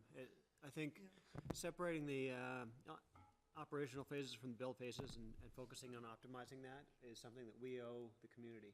And I don't expect all 50 to be spent in the next week or two, but. Well, if we give him 50, he's gonna spend 50. Eventually, we might Yes, have Ann. a solution. And It's a placeholder, a budget, not, up to, it's not a fee. Yeah, and again, if Mike? it's the maximum not to exceed, Ralph, you've done a terrific job so far. I trust you to be very Mike? economical with your time. and- Mike, Ann, would you like to make a, Guys, every time. can you make a motion, please, and we're gonna move on? Okay. No, I was We just need to saying, I wait till support Rachel's that back in the room. maximum not to exceed 50,000. Do I, Is there a second, or? although I'm looking to see if I've got. Yeah, huh? We have a quorum without Rachel. Yes, we do have a quorum. You Do I need have a second? A second on that? I'll second that. Thank you, And again, Bert. it's limited to operational. Pitkin County? Yeah, I think that's beyond our ability to really understand what that really entails. I mean, we're looking at one meeting, staff time for the September meeting. I think as we move forward after hearing the city's presentation, I think the next serious conversation we should have is utilizing Parsons or thinking about a regional planner for the long term. Okay. So we have a motion on the table with a second. Rachel had a motion to approve the 50,000. That's what I thought was gonna be. I didn't support it. Oh. No, we haven't voted, but I didn't support it. Yeah, Pick- and pick- Ann, did you want to amend your motion, or we got to vote on the motion? well, I was making the motion based on Rachel's listing of what would be addressed at the Yeah. meeting. Okay, I Pitkin think she County? had 3 items. Is that administration's, your 3 bullet points, is optimize? It was the information about optimizing the bus routes, pro and con, the presentation of the Institute Forum and how that integrates, or City initiative. the city initiative, which are the 3 items Right. to be aware of, to help evaluate and answer questions on those, I suppose. It does make sense to me to maybe do this one meeting at a time, as opposed to a full 50,000, and see where we go from there and make the decisions from there. And maybe, again, with staff working in direction and collaboration to say, well, what are the next steps from the September meeting? Is it a regional plan, or what would they do? Who would they answer to? That sort of thing. Or is there additional contract work to go forward? For me, it's a future discussion on trying to get the electric bus grants, but, I think that there might be some guidance needed there, or, just trying to keep chipping away at what we can get out of the TPR. Okay. Pitkin County? If it's staying at 50,000, I oppose. Okay, you oppose. I'll vote no too then. Aspen? I guess want we'll- Ralph to come to the mayor's talk in July, and I want Ralph to be there in September. And I think a couple weeks after that, we'll have a better idea of which of many paths we can go down and try to explore. I mean, so I think it's too soon to commit to whether it's 10,000, 25, or 50. I want Ralph at those meetings. And if something comes up that he can present, if he thinks he needs to do some work for those meetings, he can talk to John and we can figure out how to. Well, if we're gonna optimize the bus routes, that would say we're not doing it till next spring, because RAFTA will already be producing its bus routes by then, and if we're not gonna wait till September to say, hey, start working on or was there enough information from this for RAFTA to be optimizing its bus routes by itself? I don't know. Rachel, I don't think there is. We're still, as we finish this up, we started doing a little deeper dive into the 102 buses trips that we think we theoretically could eliminate. And there are some issues. And again, because our budget is gone and our time is gone, the time runs out on this June 31st, we stopped that work. But I think some more conversation with RAFTA and SKICO in terms of the shuttles would be very beneficial, because that 102 looks to be a theoretical maximum, which doesn't mean anything in the bus language. I don't feel comfortable saying, yeah, you can eliminate 102 buses. I don't think that's possible. So it does need more study. So Picken County is not supportive, so the motion dies. Okay. Before I'll vote. Let's try to define a better scope of Right. work. with better George? price. Well, maybe rather try to figure this out right now, maybe have staff work with Ralph, and he knows what we're looking for, and bring back a number to each of us respectively, and hopefully it's a reasonable amount that we can all agree on, Yeah. because we could be doing this Is for that a another hour. reasonable, is that fine with you? I think that's perfect. Okay. Let's move forward with that suggestion, so. Ralph, can you comment, or John, on that? Well, we helped Ralph, the staff did help Ralph develop this scope, so we can relook at the scope and see what that might mean. That'd and be helpful, we can bring John. that back at the September meeting, if that's what. And Ralph, just for clarity, that 102 bus routes that we would be eliminating, that would mean changing buses for snowmass people at the intercept lot. It may. Again, we looked at a theoretical maximum there, which is really cool when you're sitting as a transit planner 100 miles away. But there's realistic issues with that, because you're going to start in decreasing frequencies, and that's going to have an impact. There's going to be somebody at Ruby Park that is used to a trip up to Snowmass every X minutes, and that trip may not be available if you eliminate a whole 102 trips. That's what I think needs some further work. And I do want to comment, you are making a little bit of a challenge for staff to do what you're doing. I mean, we can work with it, but we did kind of go through that process to come up with a maximum limit here to bring to you today. So, Thank you, John. We look forward to you. Working that out. Yeah, working it out, okay? Okay, thank you. Let's move in, let's go back. So it'll be a budget update. Tom, Well, is that next, or? well, Tom Oken's not here. I can give you a general. Yeah, he is. Well, yes, I'm so sorry. I was gonna say, wait a minute. Thank you, Tom. Come on. John has a problem with Tom. My Sleepy brother's maybe, but my he's here. brother's name is Tom, so I'm beating him okay up with pretty that. good. Actually. Good evening, Tom Oken, County Treasurer. Just to give you a brief update on last year's financial results. And it's all good news.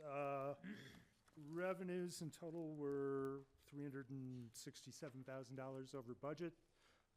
Most of that came from use tax, which was $285,000 over budget, coming in at $1,439,000 approximately.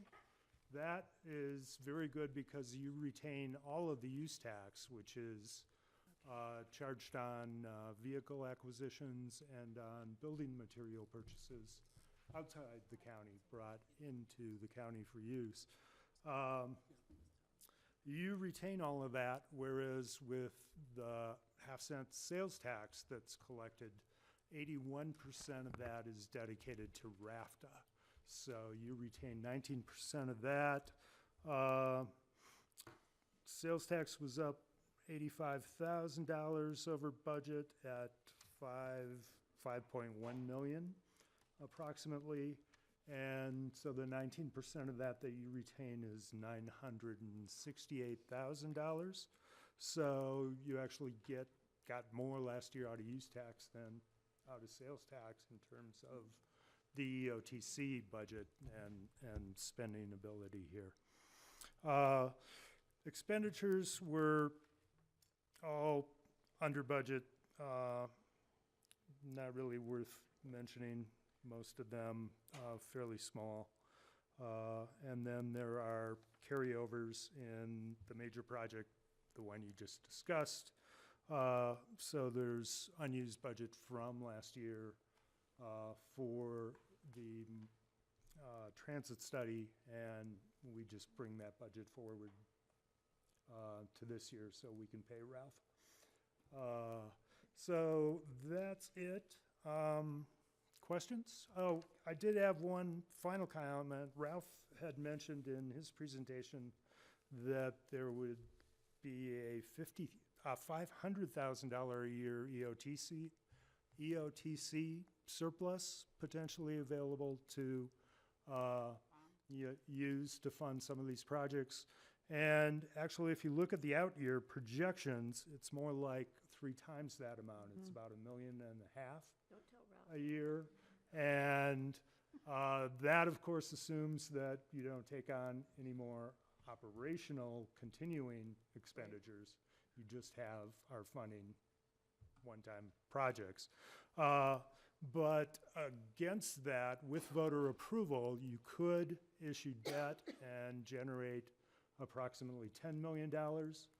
And I think the number needed for the electric bus first phase was 14 million, just to give you some perspective there. And so you probably wouldn't need that RAFTA property tax that was proposed at 1 mil in order to come up with the bucks for that. You could meet a lot of that out of your EOTC funding here. So within the budget in the out years, there's no consideration of improving the headway for Snowmass Village? No. It's estimated at 300,000. Not currently, nope. Let me ask 2 other budget Yeah. clarification Yeah. questions. What do you mean by out years? When do you start counting out years? I was looking at when you started having surpluses, so that's 2019. Okay.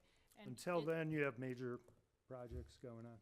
And is that surplus in those out years after what used to be called the black boxes for Snowmass and Aspen capital funds replenished fully? Snowmass is, Aspen is open-ended. So right now, at the end of last year, total fund balance here was $7.6 million. And most of that is dedicated to the to the Snowmass area savings account at 5.8 million. And then the Aspen area savings balance is about 1.8 million. However, we're spending some of that in the next couple of years. That's forecast to decline to 556,000 in 2018. Okay, and so to make sure I understood that, and I'll try to restate it, you're saying that that $1.5 million starting around 2019 does not fully include having replenished those savings accounts to their full committed amount? Snowmass would be. Snowmass would be, and Aspen wouldn't be because they just spent a lot of theirs down on Ruby Park. And then more would Aspen be. it's open-ended. It's open-ended because they're the balance Once there. Snowmass reaches its max, then everything goes to Aspen, so you'd be adding $1.5 million Okay. a year to Aspen unless you committed it to A bond, operational something. projects or you bonded against it. Okay, thanks for that clarification. Yes, George? Marky, back to your comment. In October, we do the actual budget approval, correct? So what I would suggest is that we get some numbers from RAFTA in terms of what the cost for the additional It's in service. here. It's in there. It's in here. Oh, I thought it's not. I thought It's not in the budget, but It's Oh, it's not in the budget. not in the budget. It's in, The packet. For discussion, because RAFTA needs to look at their budget, and maybe there's going to be there could be a partnership between RAFTA and the EOTC to be able to provide that additional service. So that's a September topic. Right, well, September, I see Dan back there just grinning. right, but as we're looking through the RAFTA budget, and we know this, so I think there's probably an opportunity to address that. Yeah, it does need to be addressed. Okay. Any questions? Yes. Just want to add a thing. None of the funding requests that are on today's agenda are in this budget, so if Okay. they are approved or not approved, Tom Changes will all the adjust it to show that. And one other thing on the Ruby Park project, that money, probably about $375,000, it came in under budget. Once we can get the project closed out with CDOT, I think that money will come back into this fund. So I just wanted to let everybody know. You managed that project so well. It's Thank you, good. thank you. Congratulations. RAFTA also played a huge role in that. Kenny, I see him grinning back there too. It was a team effort between RAFTA and the city of Aspen. Stuff. Okay. So maybe we could have some sample budgets to look at in September as well of what would funding the increased service, whether it's year-round or somewhat seasonal, at the September meeting, and then whatever new requests we look at today Right. would obviously change that I think that'd be budget. a great idea to see what impact it might have. Yeah, definitely something we need to be looking Yeah. at. Okay. Any other questions, suggestions? Can Mark, I'm going to add one thing to this. Okay. Tom? Considering Patty and Rachel's comments, is the broader notion that increased service levels can only be considered within RAFTA's long-term funding window? Is it appropriate, requesting RAFTA to increase its service levels when RAFTA itself is struggling with its long-term financing plan? Are we, Do they have the capacity? yeah, Both financially and operationally. there's something about a long-term, considering things within the context of ensuring that RAFTA's long-term financial planning is in place before we continually ask for increased service levels. I'm concerned about the burden we're placing on RAFTA. The discussion, we're independent of RAFTA and independent of RAFTA here, so I don't know. I don't know where that discussion. Maybe it's a RAFTA board question. that's a RAFTA, Dan, question. Well, Do they have any I can say capacity? as What's their a board long-term- member of RAFTA, Right. then EOTC should be considerate of its service level requests, knowing that RAFTA has long-term funding challenges, and I don't want our desire for more service to ultimately bankrupt RAFTA. But we would be purchasing as a contract for services, just like the Through ski company EOTC. does. EOTC would be. I just want to, Yeah. I just want us to know that Right. RAFTA is limited in its ability to provide every service level increase each municipality up and down our corridor is placing up on it, so. Well, let me just respond to that, Steve.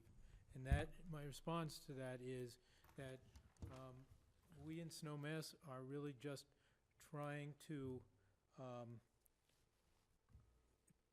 create for our residents a similar service level as you in Aspen are trying to present to your residents.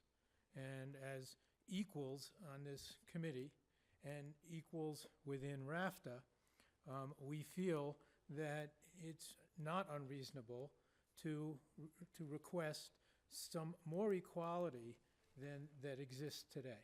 That's a fair request.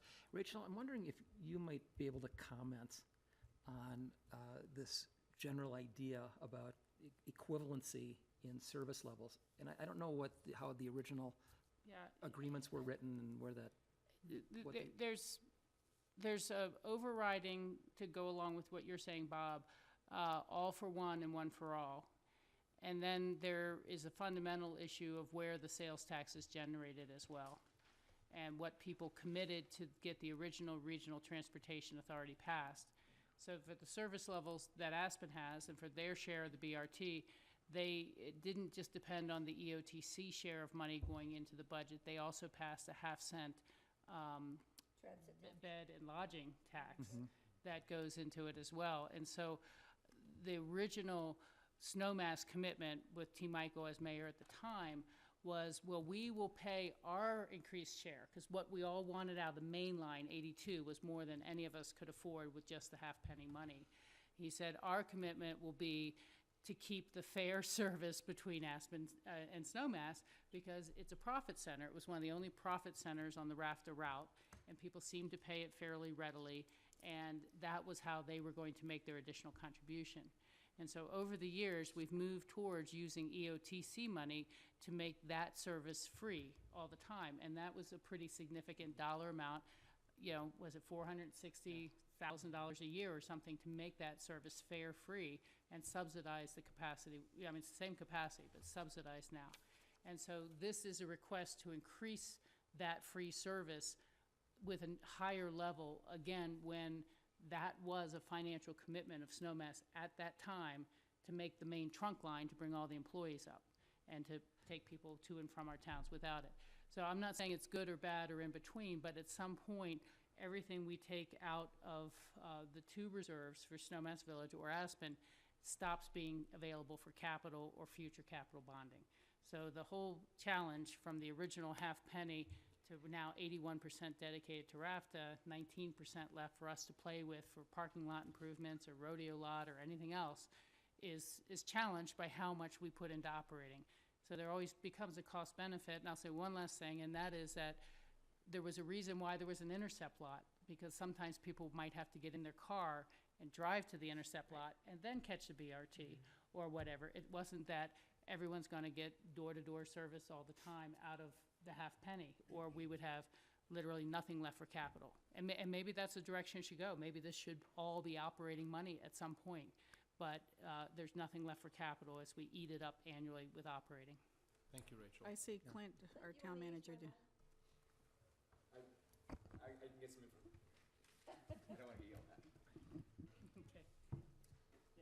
I mean, I'm the newest guy, so I've had to do a little bit of homework myself on this just to understand where the dollars come from. And to Rachel's point, for our guys, there's the 1 cent that's countywide, and there's a half cent that's countywide. But I think my quick argument back would be, as all county taxpayers, as all county residents, the split, I think the point that Bob's trying to make is, needs to be fair. Fair is difficult for sure, but I think what we're trying to say is, hey, because this is a countywide tax, and recognizing every dollar that goes to operations is a dollar that doesn't go to capital, those are all facts we can agree on. I think just getting ahead of a couple agenda items, this is just something that we hear a lot, and it's more than just Snowmass Village residents, it's the folks coming to and from work up and down. And I was just giving history. yeah, and I had my little fact sheet, because I didn't know the facts before today either, so I had to look them up and say, here's where the revenue's coming from. Okay, we'll look at that in September. And any other questions on budget? Okay, thank you very much, Tom. Good to see you. Thank you, Tom. Moving forward, Next easy issue on our agenda. Low-no grant. Let's go back up there.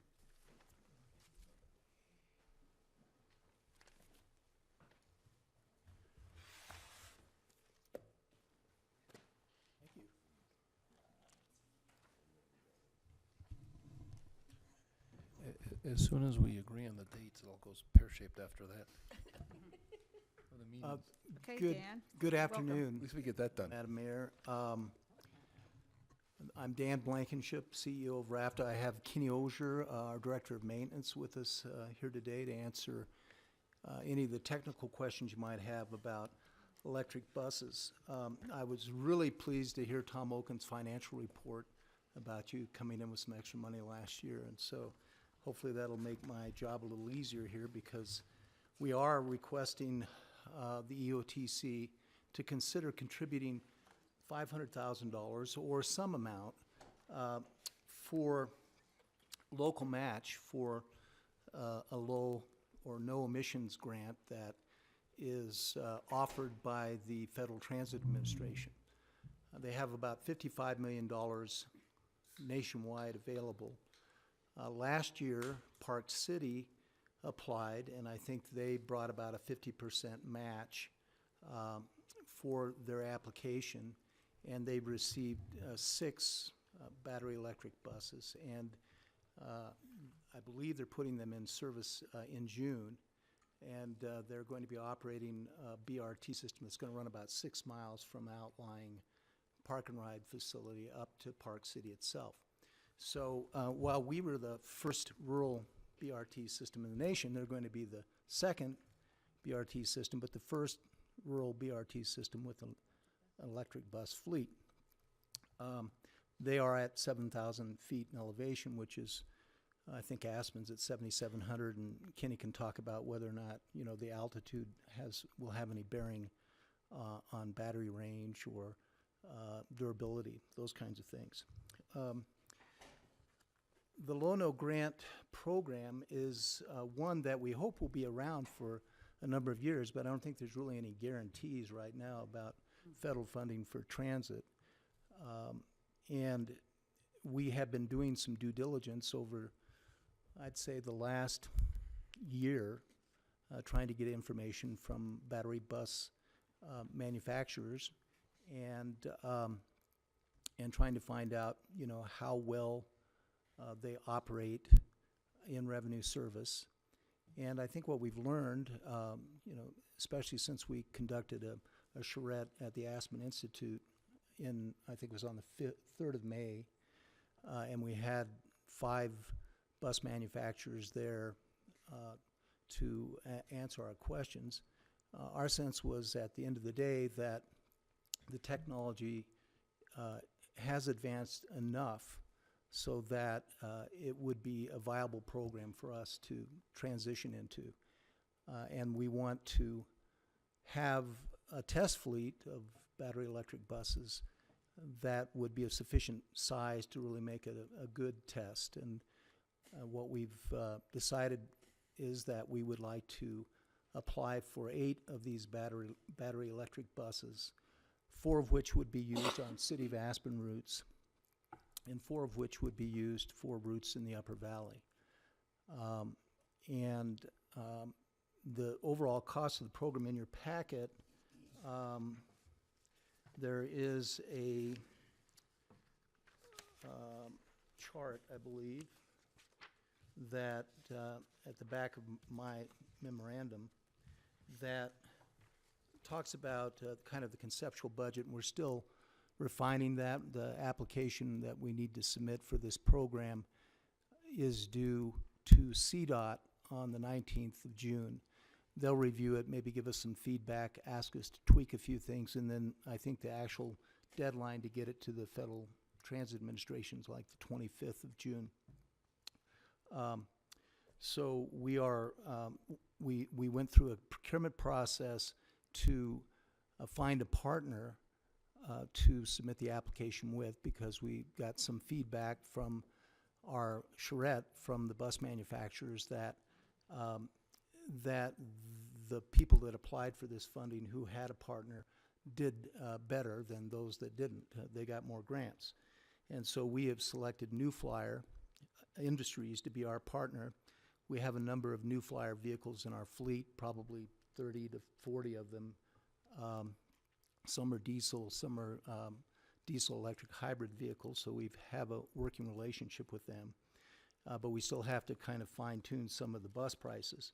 Our overall project estimated cost is $7.6 million, and that includes an estimated cost of about $900,000 per bus, give or take, and $80,000 per charging station for 4 charging stations, and $80,000 for the installation of the charging stations. And then on the revenue side, we received a grant from CDOT for $1.68 million for 4 diesel buses, and we had a CDOT representative at our charrette, and we asked them if we could use that grant instead of for diesel buses, if we could apply it to these battery electric buses for this grant application, and they said yes.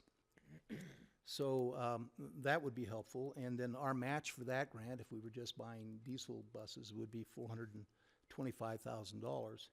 So that would be funds that RAFTA would be putting into the project.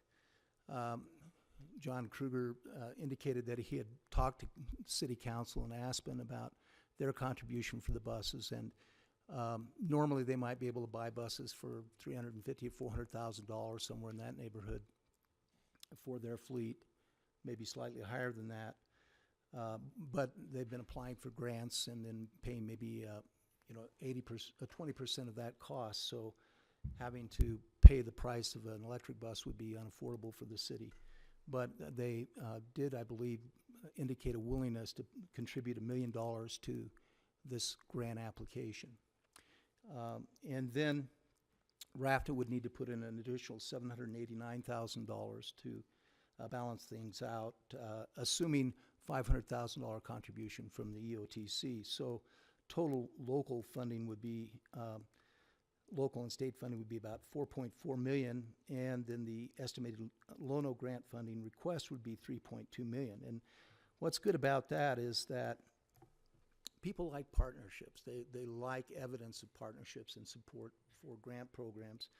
And I think our grant would be more competitive if we had a higher local match. We certainly would want to be in the 50% range, but anything above that I think would only make our grant application more attractive.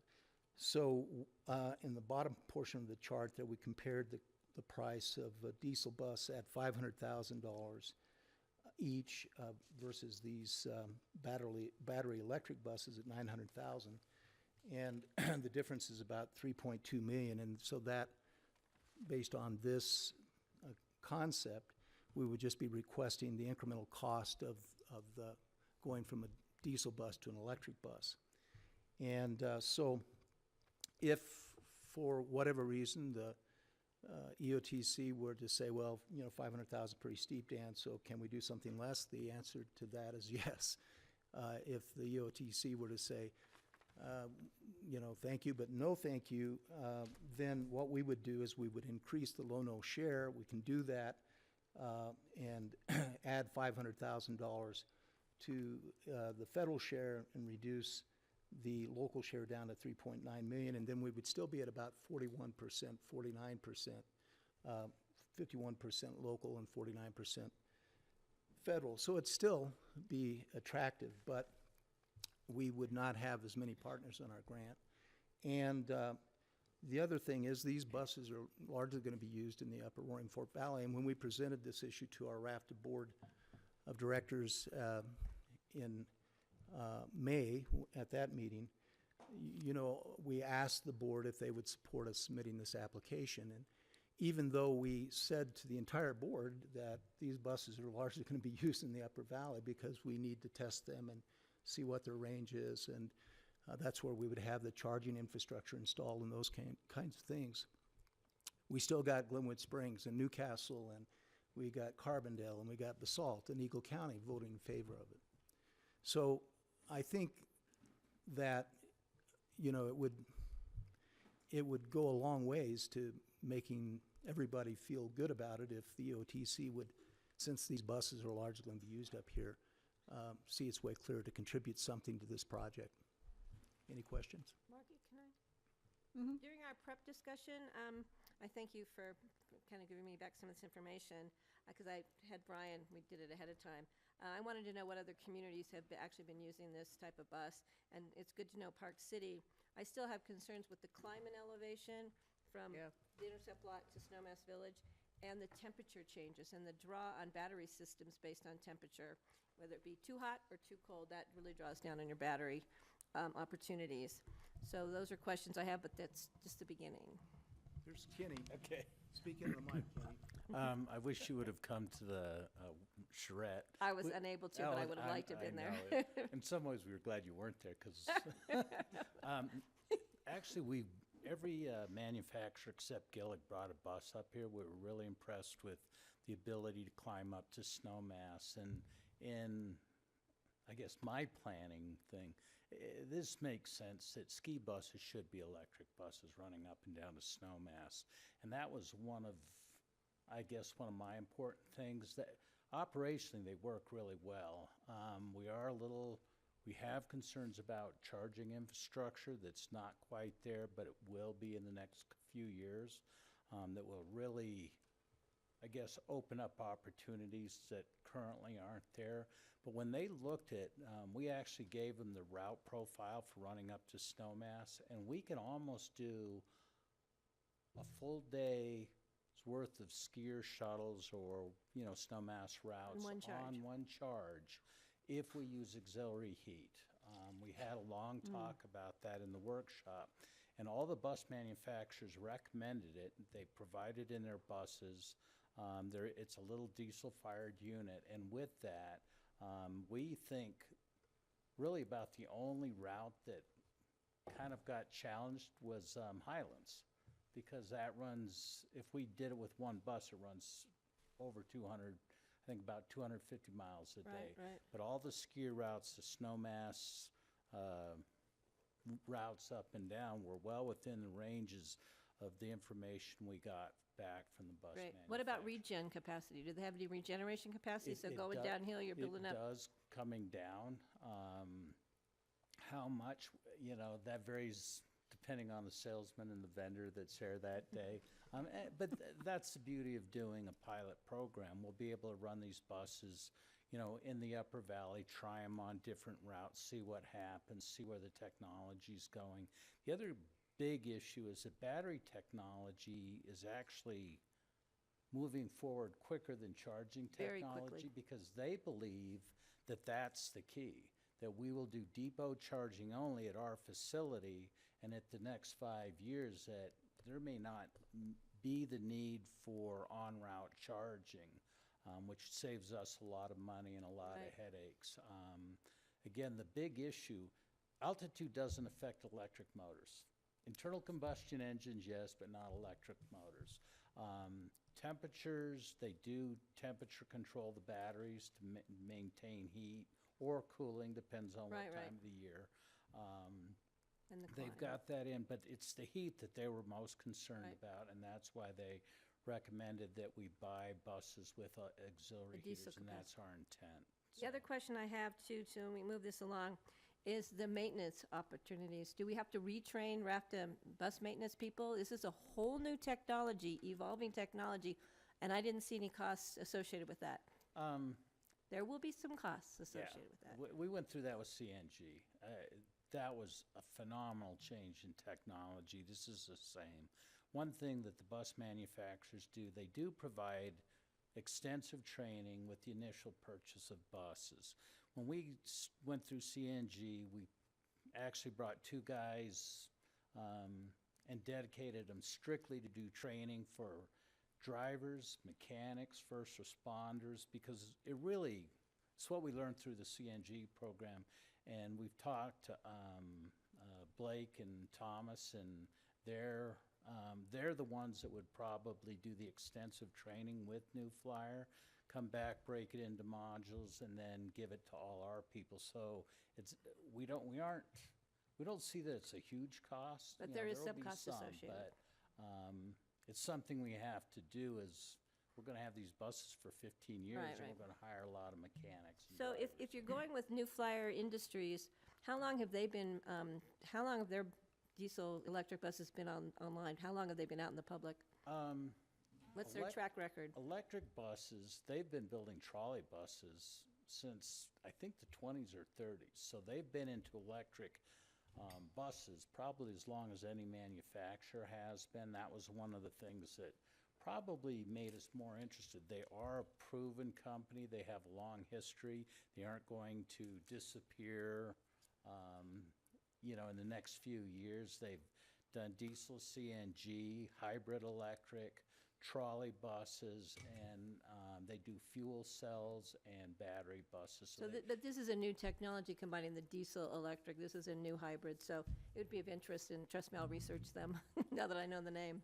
Nobody has more than about 3 to 5 real years of experience out there. the technology's used in the military, so it's not new. It's just packaging it in the Right, bus. by bringing It's it out on more new. this market. Because I support this moving forward. I just had some questions to be answered because it is an evolving technology. And I think we're known for being on the leading edge of evolving technology. And I think it's a perfect fit for us. We just need to make sure we can keep them running. I have, just 2 seconds, I just had a follow-up on the snowmows when you ran through here. Did you go through the garage? Any issues with? None whatsoever. Okay, so. That's a good. It's the same height of any Oh, buses that's we the have, issue. so. It's a battery pack on the top, or how are you doing that?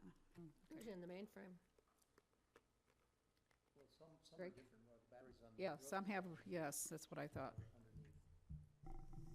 Just a quick question regarding the diesel component is for the heating system for the bus for the winter only. I understand Right, that, right? right. Are there other alternatives, and do we know what the emissions are from that diesel heater? Are they minimal, not noticeable?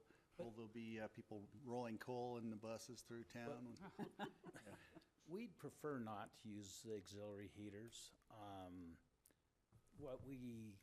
And they all said the same thing, because this is a question we had. We don't want an electric bus, and everybody's seen our auxiliary heaters at Ruby Park. It's like, oh my gosh, that bus is on fire, and it's just a misfiring older auxiliary heater. What they're willing to do is allow it to run either in automatic mode or manual mode. So if we can run all day, all day long on the electric charge, that'll be our preference. If on the very cold days where we need additional heat, we can actually flip a switch and then we'll get the heat when we need to. But our hope is to try and run it as a pure electric bus, but in the event we need that extra heat for defrosters and passenger comfort. I think there was a comment made about wear more coats, and we said no. Wait, So. I'm confused on that, though. So then the buses won't, if you run out of electric charge, they won't then switch over to diesel engine? No. So if you run out of battery, you're dead in the The- water. These are pure So electric. they're not like the, gas. they're not like the evolving electric diesel or electric cars that have also gas capacity? No. Interesting. They already have those. We already This got is those. pure electric. Yes, Bob? Nan, I'm sorry. Well, at the charrette, there were representatives there from the Aspen Canary Initiative and the Environmental Health Department. And so this issue was discussed in great detail. And they said that they would prefer that we have auxiliary heaters to ensure that passengers are comfortable, rather than, go with a straight electric bus and not have adequate heat. And then these buses would get pigeonholed as being ones that don't have enough heat, and the public wouldn't accept them. So again, this is kind of a transitional phase for us. LA Metro by 2030 is replacing all of its buses with electric. Many communities are going this route, and as more demand starts to be generated for electric buses, the technology is going to improve and probably the costs will come down. So maybe the next generation of these that we buy, we wouldn't need to get auxiliary heaters for. Yes, Ward? Are any of these charging these are all depot charging? Right now, yes. And none of the overhead quick charge? They haven't standardized that. Okay, any other questions? If they Yes, did, we sir. could run total electric Yeah. heat and Okay. not use the auxiliary heaters. Just curious, what's the delivery time on these 8 buses? January 2019, if we get the low-no grant. So it's just placeholder in the budget right now, if we go forward with this commitment. We don't get the grant. Yeah. Well, Bob's question was my question about delivery time. They don't have them sitting on the shelf, and it's not until you've ordered them that they start putting them together. And I did want to drill down, though, a little on the charging.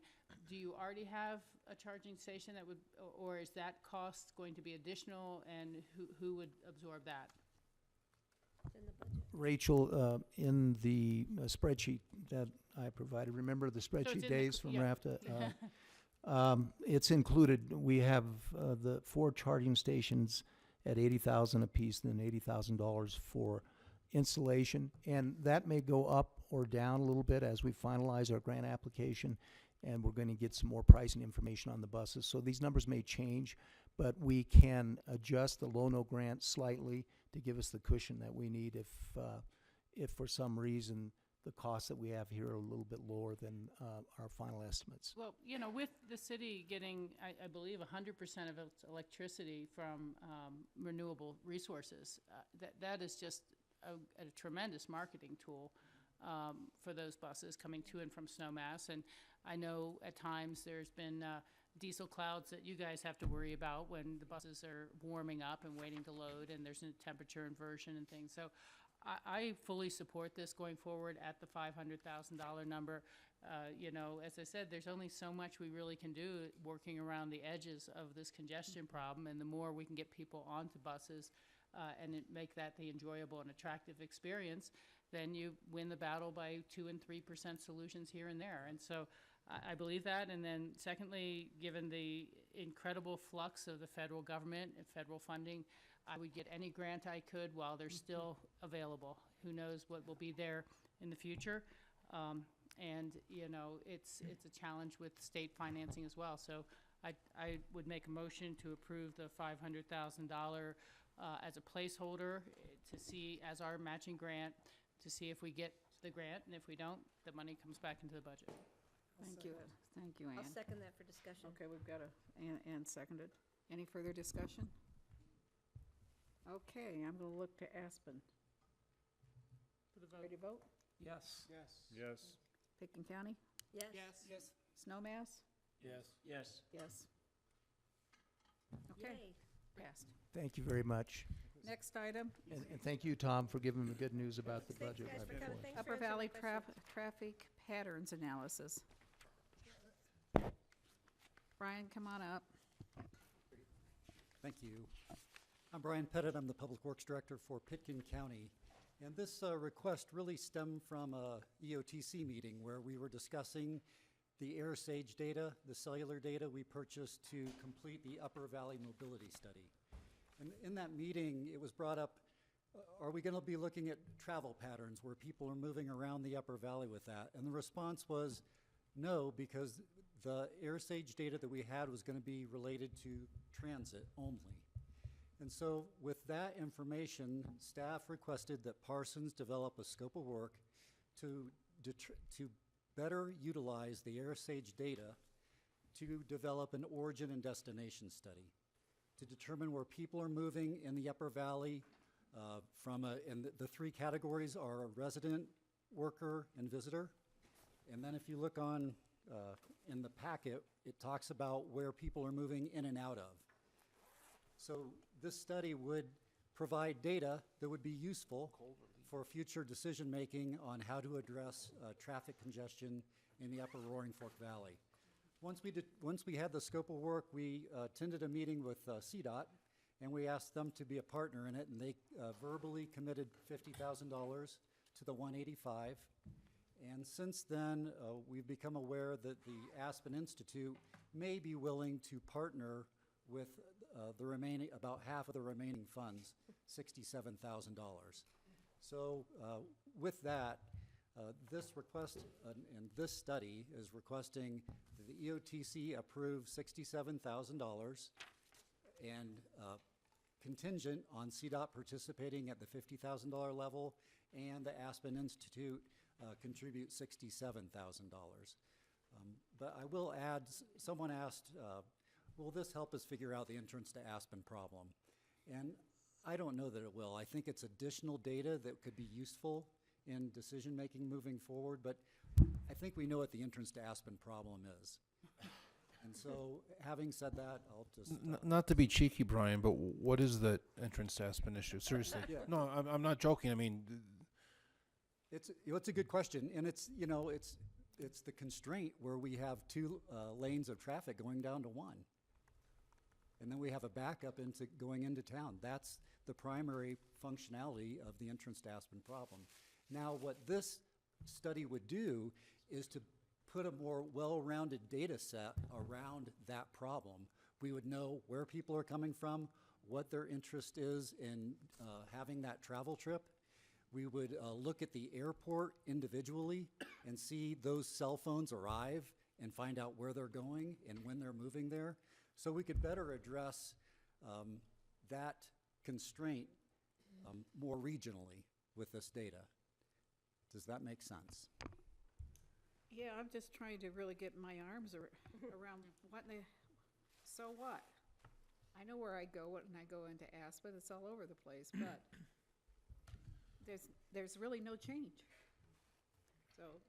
I mean, we have some good data information from our original study, and I'm going to actually agree with my colleagues on that side of the table that I think we've done enough studies. We have the information, and at this point, I don't think I'm going to support any additional dollars for another study, an extension of that study. That's something we could discuss after our September meeting based on what City of Aspen is going to come up with. But at this point, I think it's way premature. I will tell you, no one from Snowmass is going to I agree support with this right George. now. Yeah, we came to the same conclusion at our prep. And, you know, there was an origin and destination study done for the EIS for the entrance to Aspen, the modified direct solution that came out of it. And at that time, it was so old school, they had to stop every driver and ask them where you're going and where you came from and everything, so much more expensive.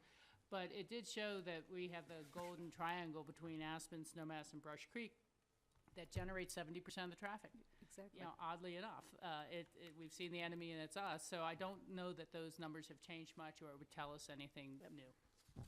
So I support the timing of, let's see what happens at these next 2 meetings.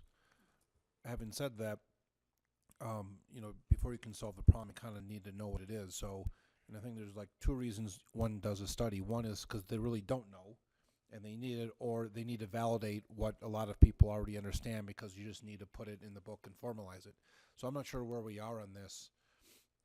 If this is really to validate what a lot of us or some professionals probably know, or if it's really to find out. I'm really fascinated by what the data would show, and I don't see why it would.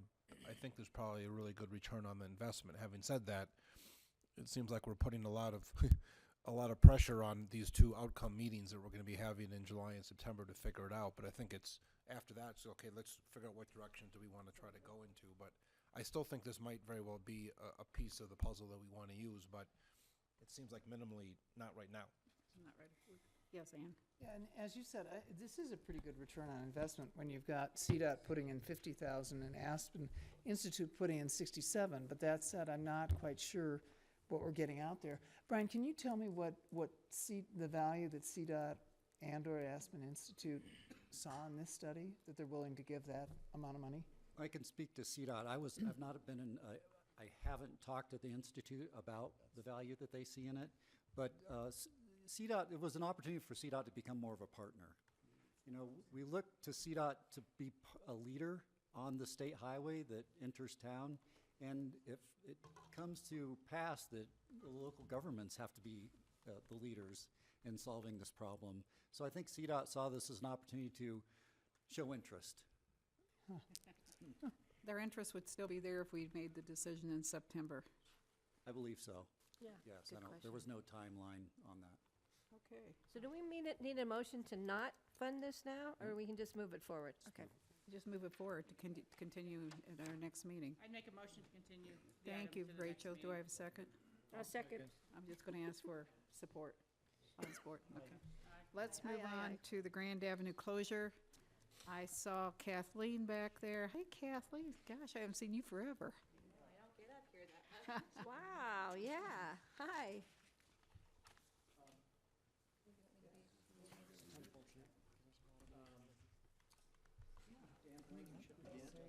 Go for it. Seems like, does everybody know Kathy? Public Information Manager for the Grand Avenue Bridge Project. I'm on the Public Information. Oh, you're not close enough to the microphone okay. here. Public Information Manager for the Grand Avenue Bridge Project. I'm part of the greater public information team on the project. I think Tom Newland's been in front of this board before. He's contracted with CDOT, and I represent the joint venture contractor on that project. So we are less than 2 months away from the Grand Avenue Bridge detour. So the intensity on the job site, on the team, internally and externally has definitely heated up over the last several weeks. So I think what I'm going to do today is just kind of give you a little bit of an overview. This is our what we call our road show. So we will have given this presentation to about 50 different groups beginning in February up until August. Many of you know a lot of this information. Whoop, I don't know how to get it. Oh, I don't know. Let me just get it in the widescreen here. What am I doing?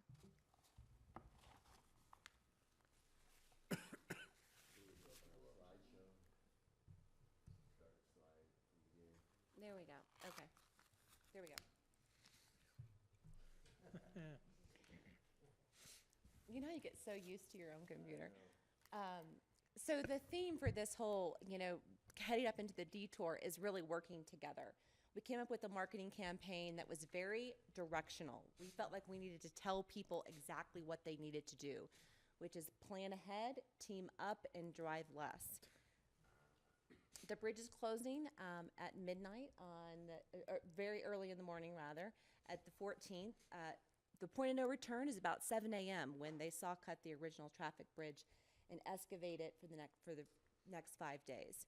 We'll have 2 crews working 12-hour shifts throughout that 95-day period.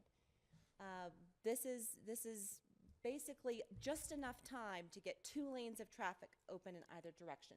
So the bridge will not be complete after those 95 days. We'll be building out the rest of the additional 2 lanes and the finished work over the next 6 months. We should have 4 lanes of operating after 30 days after the 95 days. Many of you are familiar with the detour route, but I'll just kind of refresh you just a little bit. It will kind of feel like the entrance to Aspen a little bit on a daily basis. A lot. Mega. If you're coming from western Garfield County, you'll be detoured at 114 west on Midland Avenue onto our new 8th Street connection, which we built last fall, and then you'll have to turn right on Colorado Avenue. There'll be a one-way there, left on 9th, and then on to State Highway 82. Once you're on State Highway 82, there's 2 lanes of traffic. So it's 1 lane of traffic going through the detour route, and it's sort of like a one-way square about. If you're traveling on I-70 during the detour, there's essentially no access to 82 from exit 116. You'll be diverted to exit 114. Exit 116 will remain open during the entire detour, but there's going to be a lot of construction going on in that area. We'll be building out the 5-leg roundabout and finishing the connection between the south abutment to the new roundabout. Any questions on the detour route here? A picture that I don't have here is that at 27th Street, as you're headed into Glenwood Springs, all traffic will be merged into 1 lane of traffic at 27th Street. Oh, boy. We had to get that pinch, as Brian said, at some point, we had to get traffic down into 1 lane. At 27th Street, all traffic will be diverted into 1 lane. That's the BRT, where the BRT That's is, where right? the bus station is. Correct. Yeah. The right lane will be reserved for right turns, emergency vehicles, and approved van pools. Speed limits for these, Kathleen, or is what? 0. The speed limit will not increase during the detour. It'll be It's going to get It's less. 25 now, and Right. it's going to be very, very slow moving, and I'll show you a slide that So kind can of I- shows that. Can I ask a question? You're saying it's 27th goes to 1 lane from Highway 82 to the roundabout at, 4 Mile? Is that what you're talking, going over the bridge by Berthoud Motors? 27th Street is approximately like where Walmart is. Yeah, right. It Right. goes by Berthoud Motors. Yeah. Once you get through the intersection, all traffic gets merged into 1 lane on 82. Right. To then go on the bypass. Is it the Grand Avenue bypass that is the route? Grand Avenue. Okay. So you stay on Grand Avenue, you're going to Target. Okay. You're on 27th Street, you merge to the left lane, you stay on Grand Avenue to 8th Street. And once you're Oh. on 8th Street, you go on a one-way left on our new 8th Street connection and then right on. So you Midland. don't do that bottom, or the Upper Valley section of Midland Avenue Yes, to the roundabout because that's really congested already at the roundabout at 4 Mile. yes. Okay. You actually Got it. don't go through that roundabout. That's good. Right, yeah. That's good. You don't go through there, yeah. Kathleen, is the upper part of Midland Avenue still gonna be open? Yes. So you can make a left on 27th and then go down Midland Avenue? You can you can go on Midland Avenue. We're not going to stop you. Yeah. Everything What's the along but? Right, everything along the detour route will favor the detour route. So if you are trying to kind of, merge into traffic and not using the detour route, all lights will favor the detour route. So the light at 8th Avenue in Midland will favor people in the not using. On the 8th Avenue. Correct. Yep. We really want to try to keep that Midland Avenue to local traffic. Thank you. And no trucks are allowed on there. Anyway. Okay. Where are the trucks gonna go? Well, trucks are not allowed on Midland Avenue south of 8th Street. They have to use the detour route. Oh, okay. Trucks come up have and to go through use the that little detour roundabout. route. There will be no deliveries along the detour route during the 95-day period as well. Going back a little bit, the community kind of chose this high-paying, low-duration option for construction of the bridge. The detour with significant reduction in capacity was analyzed and determined to be feasible. So we think we can pull this off, and it's been verified by a third-party review. We've had the third-party review now twice on the detour route and what we're trying to achieve.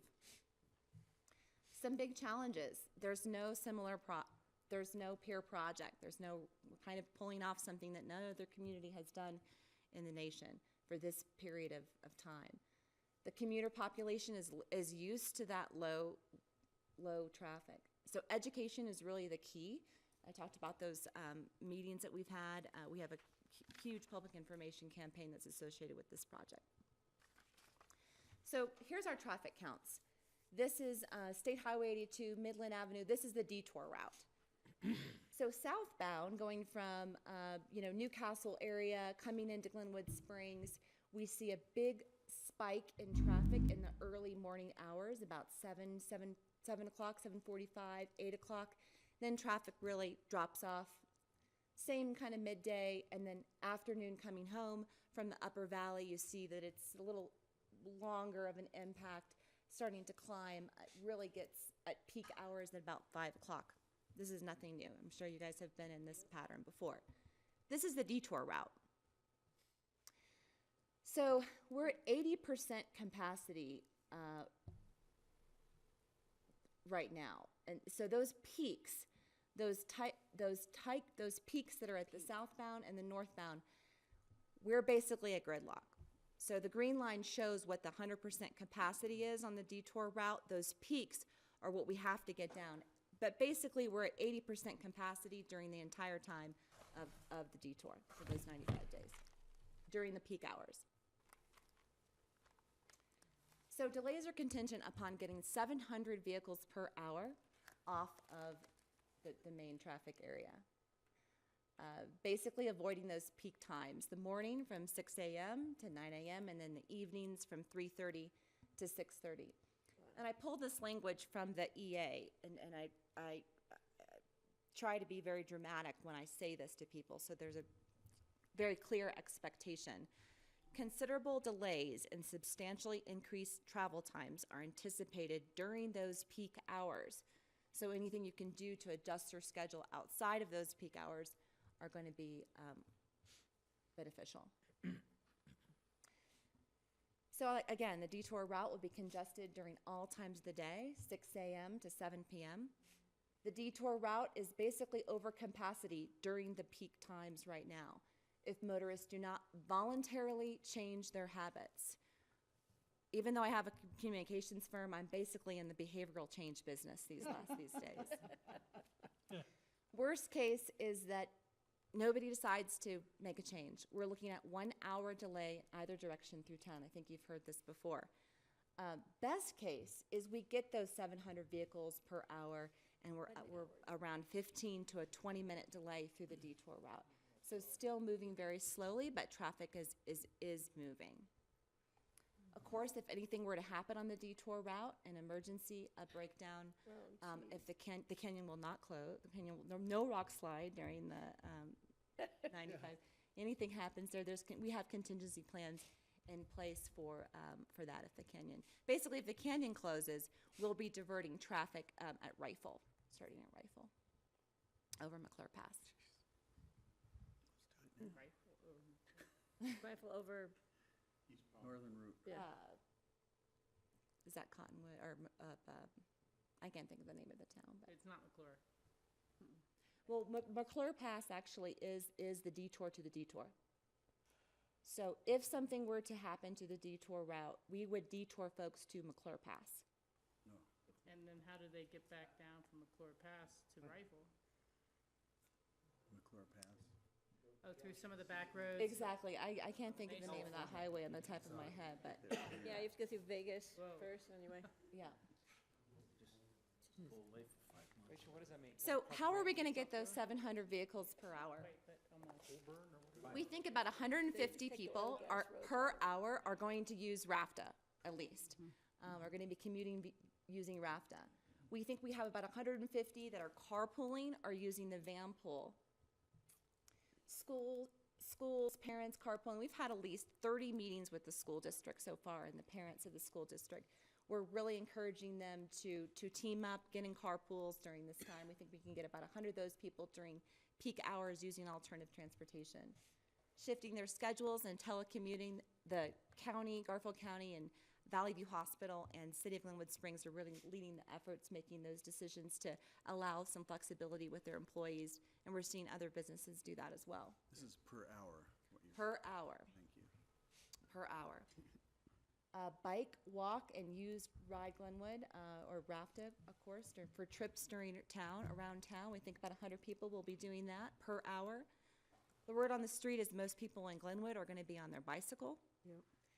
And I say that I think we'll start off strong, but that first snow and rain, I think, so throughout the detour, there's going to be kind of an ebb and flow of participation, and we will be pressing hard from a communications front on all aspects. Folks that will combine trips or avoid the rush hour, we think that's about 100. So we get to our 100. So again, this is our ongoing message. And then I'll kind of skip through a little bit of this. This goes into our what does planning ahead mean. The underpass will be open. That'll be a pedestrian and bike connection. We'll have this open prior to the start of the detour. This goes right under the traffic bridge, and the new north abutment is just to the left of this area. Teaming up and driving less, and we're talking. And definitely, and what this means is get on the free RAFTA service during those 95 days. RAFTA just finalized their detour routes and their mapping during the detour. I just got this today, so I haven't taken a close look at it, but these are several of the routes that we've talked about over the last couple of years. And I don't know if Dan's going to touch on this or not, but a lot of this system will drop off folks at the north part of the pedestrian bridge. They'll walk across and pick up another shuttle on the south part of the pedestrian bridge and connect to the regional transit. We split up the city into 5 different zones.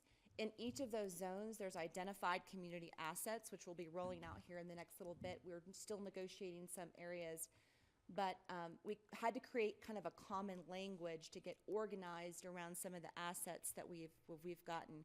We have gotten commitments from the private community, from Walmart, from Safeway, different commercial people that have said, hey, you can use our parking lot. We're not going to tow any cars. If you need to, if a construction crew needs to leave their truck there overnight, no problem.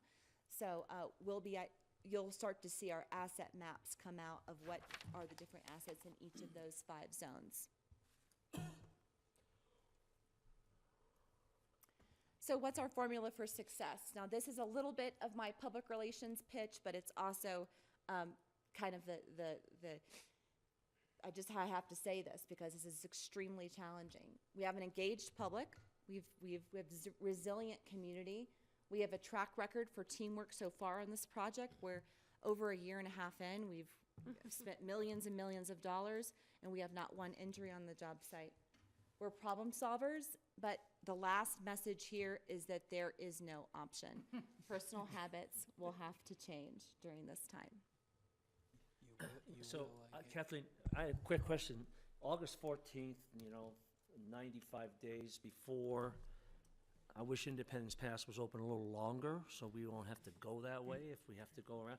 Why couldn't it have started 30 days sooner? So we did a study back in 2012 to find out when those 95 days would fall. We didn't want to, we kind of jamming it in between just after the tourist season, early enough to get, it's got concrete deck, so we still have to pour concrete deck, and have the temperatures right for that. But honestly, we needed the low water in the river. So a lot of it was contingent on low water, on our environmental commitment. I was just trying to keep part of the upper valley from going that way. Right. Would have been easier way out to go over Independence Pass. Yeah. So the day we get low water, we'll start building our North Causeway. We've built our South Causeway that many of you have seen. Our North Causeway will be the staging area for all the cranes on the north part of the pedestrian bridge. So we have to wait for low water to even begin construction on this scope of the project. Marky, can I? Yeah, I have two things. So you say you do communication issues, now you're doing behavioral. Are you gonna do anger management? Because that'll be your next challenge. That will, to be serious though, we are really concerned about the truck use on Independence Pass. Pickens County is doing a process on our side of the mountain to really deter people because we still have enormous amounts of semis too big going over the pass. And we're concerned that during this detour, they're gonna take the shortcut or the only cut, and they're gonna come over from the Lake County side or go back over from the Pickens County side. And we have not really been able to, Lake County didn't have any financial resources to do the same kind of mitigation we're trying to do on Pickens. So we would like some kind of input into this, advising trucks, you cannot, if you're over 35 feet, you cannot go over Independence Pass going one way or the other, because that is a snarl and a safety and a public safety issue that is huge. So we're really concerned about that. Yeah. I have spoken and when continued to liaison with the Motor Coach Association. Perfect. That's one tool.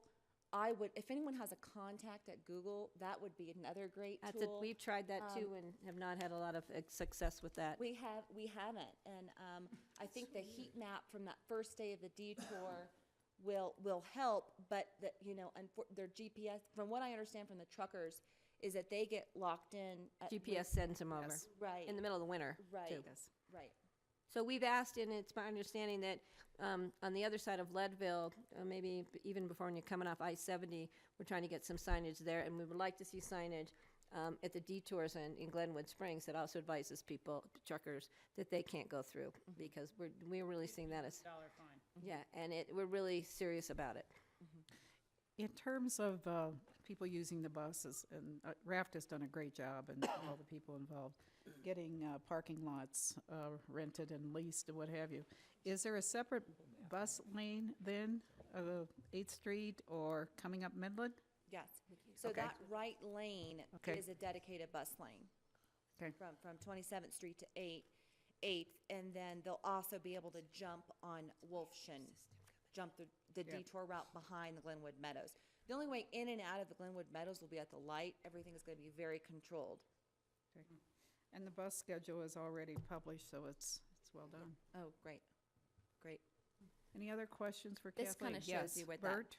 I asked the city to look at contracts that the city has that could be extended potentially, so we reduce the demand of employees during this time.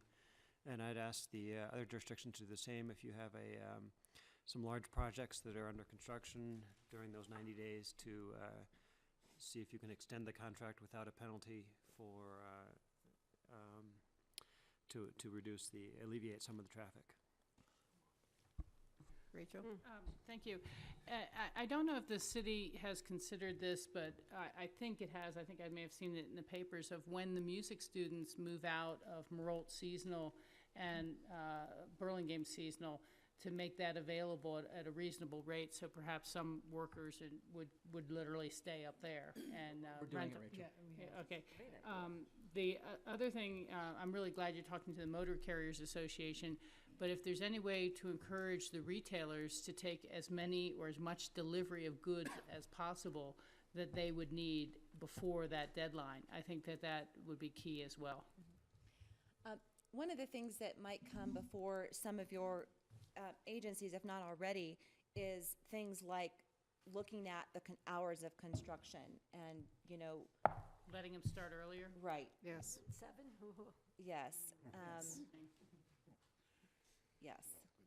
It's going to be a challenge. I mean, I'm going to speak personally. Half of my crew lives in Rifle. I have had the conversation with them several weeks ago. 2 of them already quit because now they want to work for a shop that's on the other side of the bridge, so that while they're waiting in traffic, they're going to be in a company vehicle. So it's going to be a challenge for the whole valley. Oh, yeah. But when it's done, it will be great. Yeah, I'm looking forward to it. Okay, any other questions? Oh, because I know the time is getting pretty late. I'll be quick. Last thing, Kathleen, Yeah, thanks. Greg. Great to see you. You too. I'm wondering if the business community in Glenwood, I'm thinking of the big magnet stores on either end of the closure, whether it's Walmart or Lowe's, have made any sort of provisions to have satellites on the other side Yeah. that they could share, space sharing, or anything like that, where we could just reduce the number of trips through this plug. Safeway started opening at 5 a.m. That was kind of their idea of that. I think that the first time that people start, if there is an accident that will occur and you see that the groceries starting to get low in the grocery stores, maybe they'll start considering the deliveries. If you saw my office, it has 4 walls full of the war room for the Grand Avenue Bridge project. And in red marker, food deliveries. These are things that I've been talking about, messaging in rooms, but I need somebody to step up and say, guess what, we'll do a city market online, or whatever it is, it's some innovations. I do think we will have innovations that will come out of this. There are some, the bike community is one of them in Glenwood Springs. We don't have We Cycle, but there are small businesses that are going to be doing some different rentals and free shuttling and things like that. It's going to get real. And I like what you're thinking, Greg. Desperation breeds innovation. We'll see what comes of it. Another quick question that came from one of my staff member who lives in Rifle today. Will RAFTA be equipped to handle bicycles? No. Okay. Okay. I think we need You to, have to be on a mic. let's think From about what, that. well, I'll have Dan speak to that. Yeah, from what I know, there are some buses that have bikes. Right. And it depends on kind of what bus and how many bikes. First come, But first serve. in general, it's part of their program, but not, not okay. equipped for the, Okay, any other questions? No, but thank you for the information. yes. And everything's on our website, and most of you probably get our information already via email, but, yeah. We lived through the 4-laning of Shale Bluffs, and everyone thought that would be the end of the world. So I know it'll be bad, but we will live through it. Yeah. We will. Greg, one last, One last observation before she takes her map down. Everybody just look and see how the rail line just goes right past this whole thing, right into Glenwood. We have tried to get a hold of Amtrak and ask them about it. I guess it's come to naught. You need to be on the mic. Might be helpful. I don't know. We'll see. okay, let's move on. Well, Dan has a Oh, few more Dan. on this. Kathleen was setting the table. And I have there's a couple people here with me today. And one is Jen Uten, who is the Assistant City Manager from Glenwood Springs. She is here because Deborah Figueroa had a city council meeting that she couldn't miss today. And also Matt Langhorst from the city. He's assistant city engineer. So maybe we could squeeze another chair up here so that Jen could be at the table. Won't take much of your time. I think Kathleen did a good job, better than I would have done, talking about the challenge that we face to kind of mitigate the impacts from this bridge construction. RAFTA has been working with Kathleen and the city staff and CDOT for about 2 years now to develop a variety of things to try to mitigate the impacts, and our piece of it is transit service. One other reason why I think it's good for us, at least, that the bridge closure isn't happening till August 14th is because RAFT is in high season really kind of until Labor Day. And so we would not be in a position to support the bridge closure to the extent that we will be after the Labor Day holidays. We provide a lot of services, Jazz Aspen, Snowmass. We still have the Maroon Bells operating and so forth. So we're trying to keep all of our current operations running and accommodating, you know, all of the events that happen in the valley in the high demand, plus support this bridge effort. Now, Kathleen had some numbers that were, I think were conservative from our perspective, 150 bus passengers per hour. We are going to do a variety of things, and John, yeah, if you want to just operate it. We're going to be running a shuttle from the 27th Street BRT station down to Amtrak. That is going to take people from our Upper Valley services, local buses, BRT buses, transfer them at 27th Street BRT station onto this shuttle using that bus lane that CDOT's going to be making for us, going down to the Amtrak station, letting people off there. Then they will walk across the pedestrian bridge, hop on our Grand Hogback buses that'll be waiting for them to take them as far as Rifle and Parachute. The opposite will be true in the peak hours in the morning, where we'll be bringing people from Parachute, Rifle, Silt, Newcastle into the north side of the pedestrian bridge right in front of the Hotel Colorado. They'll walk across, hop on these shuttles. Maybe they work downtown, they can walk. Maybe they work further south town, they'll ride the shuttle, hop off. Or if they need to transfer to an Upper Valley BRT or a local bus, they can do that. Next slide, please. We're also going to be running a shuttle from Walmart past the 27th Street station, down Grand Avenue, along the detour route, 8th Street to Midland, over to the Meadows for anybody that needs to go there. Next one, please. And then on the north side of the interstate, we'll be operating a service on Donegan to the West Glenwood Springs Mall. City has contracted with the owner of the mall to get 400 cars of parking there, and the concept will be that we will pick up people who live in the residential areas up off of Donegan, and folks that might want to try to bypass what you know, the hour I think is to get across town. That's the worst case, but there's going to be a kind of a long wait just getting into town. Right. The backup on I-70 could be considerable, as well as the one on Highway 82. So people will have an option of driving to exit 116, because the plan is to have all of the traffic on I-70 that's going east to get in the right lane, leave the left lane open so through traffic can go by, or our buses can go by, or people who want to go to exit 116 loop back and go to this park and ride lot here, and then catch a shuttle and go into town, or bring their bikes and ride their bikes and so forth. Next slide. The other thing that we're doing, which is I think is going to have, you know, the biggest impact on trying to reduce congestion on the I-70 corridor for people that are trying to get off at exit 114 that are headed east, is we're going to operate the Grand Hogback bus service for free, and we're going to extend about 5 or 6 runs in the morning and the afternoon as far as Parachute. Garfield County Commissioners have allowed us to use the fairgrounds to park cars. Most of the people that we're going to be trying to pick up will be coming from Rifle, and so there's maybe 200 plus parking spaces there that we'll be able to use. And we'll go through Silt. We're getting some satellite parking there. We have some satellite parking in Parachute as well, and then we have a park and ride lot in in Newcastle. What we'll be doing in Rifle is we will be taking every available spare bus that we have and just staging them there so that when the buses fill up, we can express them into Glenwood Springs. And then the buses that are scheduled to leave can leave on time, and as they fill up, we will back them up en route. But we do have some limitations in terms of equipment and personnel. We will have more drivers than we've ever had before. About 185 is what we're shooting for. In our busiest winter season, normally we have about 165. But we talked to the RAFTA board in May, and we said, look, we got to be all in for this. We have to do everything that we can to try to mitigate this. And so we have developed a budget.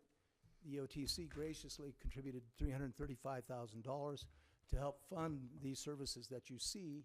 And then RAFTA is putting in another $140,000 to extend the service past that 95 days because in some cases we believe it may be necessary.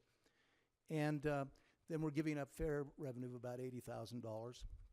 Garfield County is kicking in $25,000. That covers, you know, the scheduled services. It doesn't really cover all the backup services, and it doesn't cover all of the variables like people that get injured or go out on workers' comp or people who quit because they can't take the stress. And so we have to pay overtime, or, you know, we have to, the demand just is so incredibly great that we have to provide a lot more service than we're anticipating. So the reason I'm here tonight, and Jen can talk a little bit about some of the additional costs that the city of Glenwood Springs has incurred as a result of this project, not to mention lost revenue that they're going to be impacted by because people can't get into town, don't want to come to town, don't want to spend their money there for whatever reason. Is just to say, we don't have a number, and we're not asking for anything from you tonight, but giving you fair warning, I guess, that as this project unfolds and we see what the ultimate costs are, we may be back. We're going to go to Garfield County. We're going to talk to CDOT. We're going to go everywhere we can to try to get other people to contribute to this effort because, you know, RAFTA will do what it has to do, but it's not all just RAFTA's problem. RAFTA is the solution, or a large part of the solution. And we're going to do everything that we can to make this work for people. But EOTC's been gracious. We may come back and say, hey, we've got a couple $100,000 more in expenses. Is there something else that you might be able to do to help us? Now I'm going to introduce Jen Wooten, and she'll tell you just a little bit about what's been happening with the city and how impacted they are by this project. Okay, Jen, can you do it in 5 minutes? Yes, yes, ma'am. The city has been working extensively with Kathleen and you know, Dan and all of the various communities on this. We've spent just under $200,000 to hire 2 additional firefighters. We're very concerned in meeting with all of the area first responders to talk about how we're going to provide service for police and fire during this time.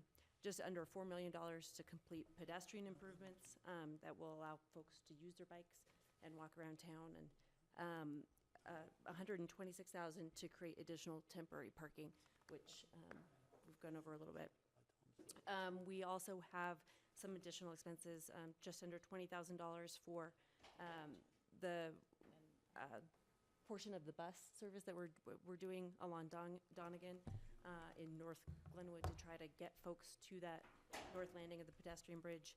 $50,000 for the parking lease at the West Glenwood Mall, and $25,000 for rapid flashing beacons and lighted stop signs to help accommodate getting that pedestrian and bicycle traffic kind of around those roundabouts so that they can do that safely. And as Dan mentioned, we'd love some help with that, and we may be back to ask for additional support. Thank you very much. You did that in 2 minutes. Any questions? A real quick question, and I know you got time limits here. Parking.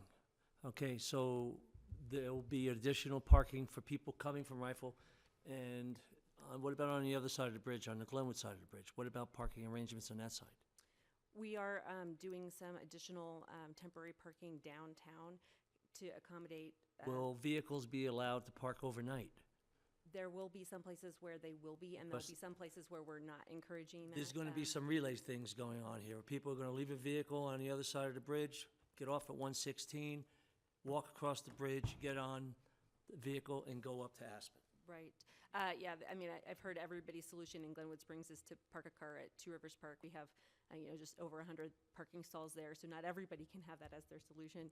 We're also not going to allow overnight parking there because we do need it for van pools, for folks who are going to be dropping off and then parking a van, walking across, and meeting a van pool on this side. There are creative solutions. There are lots of private solutions that are happening, but as Kathleen mentioned, Safeway and Walmart have offered parts of their parking lots to have that. I think we're working on additional assets, but in terms of actual physical parking lots, we have some downtown, and we have that large parking lease at the West Glenwood Mall. Okay, any other questions? Thank you very much. Okay, next is Dan again. Dan again. We don't need this part. I don't know if we really need this, Dave, since we've already. Decided we're going to talk about it in September. Are you fine with us? Sure. We'll be back in September. See you in September. See you in September. We sense the love, we sense the support, we know it'll be there, we know it'll be just that easy then, so thank you. Okay, next is the basalt update. Do we really need the basalt Thank you very underpass update? I think we all know because I drive through it 2 times a day. It's moving along nicely. It's moving along very nicely. Yeah. How was that? That was Brian's, Yeah. Brian gives it a thumbs up. Actually, it's a little ahead of schedule, correct? Oh, yeah. And That's due to good. be completed in the fall. Okay, do I have a motion for adjourn, oh, yeah. Thank you. And I'll be really brief here. I just want to make sure everyone was aware of this because we're a transportation committee and sometimes things get timely. But the Enterprise Institute, which is kind of the We Don't Ever Want to Pay Taxes Again group, led by Ron Cadero, they may go forward with their initiative drive this summer. They already have a title set. Their group is called Fix the Damn Roads. And the potential ballot question would be to permit $3.5 billion of bonding with no new revenue source to pay it off. And it would be roads and bridges only with no transit component. The sell is you can get your roads fixed with no new taxes. But it would mean that the state general fund would have to figure out how to come up with that. And it is very, very likely to end up impacting schools pretty heavily, cutting back state support for vital functions such as Medicaid support dollars. If we had a bad downturn like we did a few years ago, you could see it sweeping all the severance tax revenues, because once you have bonded debt, you're done. And so there was a debate with that fellow and others, panel discussion at the Colorado Counties Inc. conference just not long ago. And his comment was, well, nobody really cares about school funding. Look, they've turned the past 2 ballot questions down on school funding. And my response was, well, wait a second, the voters did pass Amendment 23, and that is still underfunded by $1 billion since the recession of what it should be for our schools. But that wasn't a bond, and so they weren't obligated to do that. So it's something that public comments are being accepted now for the Blue Book, and I didn't know if this committee wanted to try to put something together that would pass the muster of that or something to make some comments. It's similar to your pro-con statements on any ballot question, but otherwise it's just going to ring like roses and iced tea that you can get your roads fixed for nothing because it's the primary goal of government. And worse yet, should it pass, you will never see CDOT be a Department of Transportation. And it seems awkward and terrible to have to fight any sort of highway transportation funding question because the roads need it so badly. But once people figure it's done, we will essentially have digressed CDOT back from being a Department of Transportation to a Department of Highways. So I just wanted to make sure folks were aware of that, and maybe you're, as individual town councils, I think people we do it as look at it. individual town councils. I think it'll go. Well, Picken County is in the process, I believe, in drafting a letter, so we can send it on for your. Yeah, of some sort. we can do one snowmass as well. Yeah, great. And the information was in the forward from John Kruger. Okay, anything else to come forward tonight? If not, do I have a motion for? Kept us to 7 o'clock. Exactly. Good work. Good work, everybody. Okay. Make a motion to adjourn. Motion for adjourned. Second. All in support, aye, bye. Thank you and good night. John, no, John.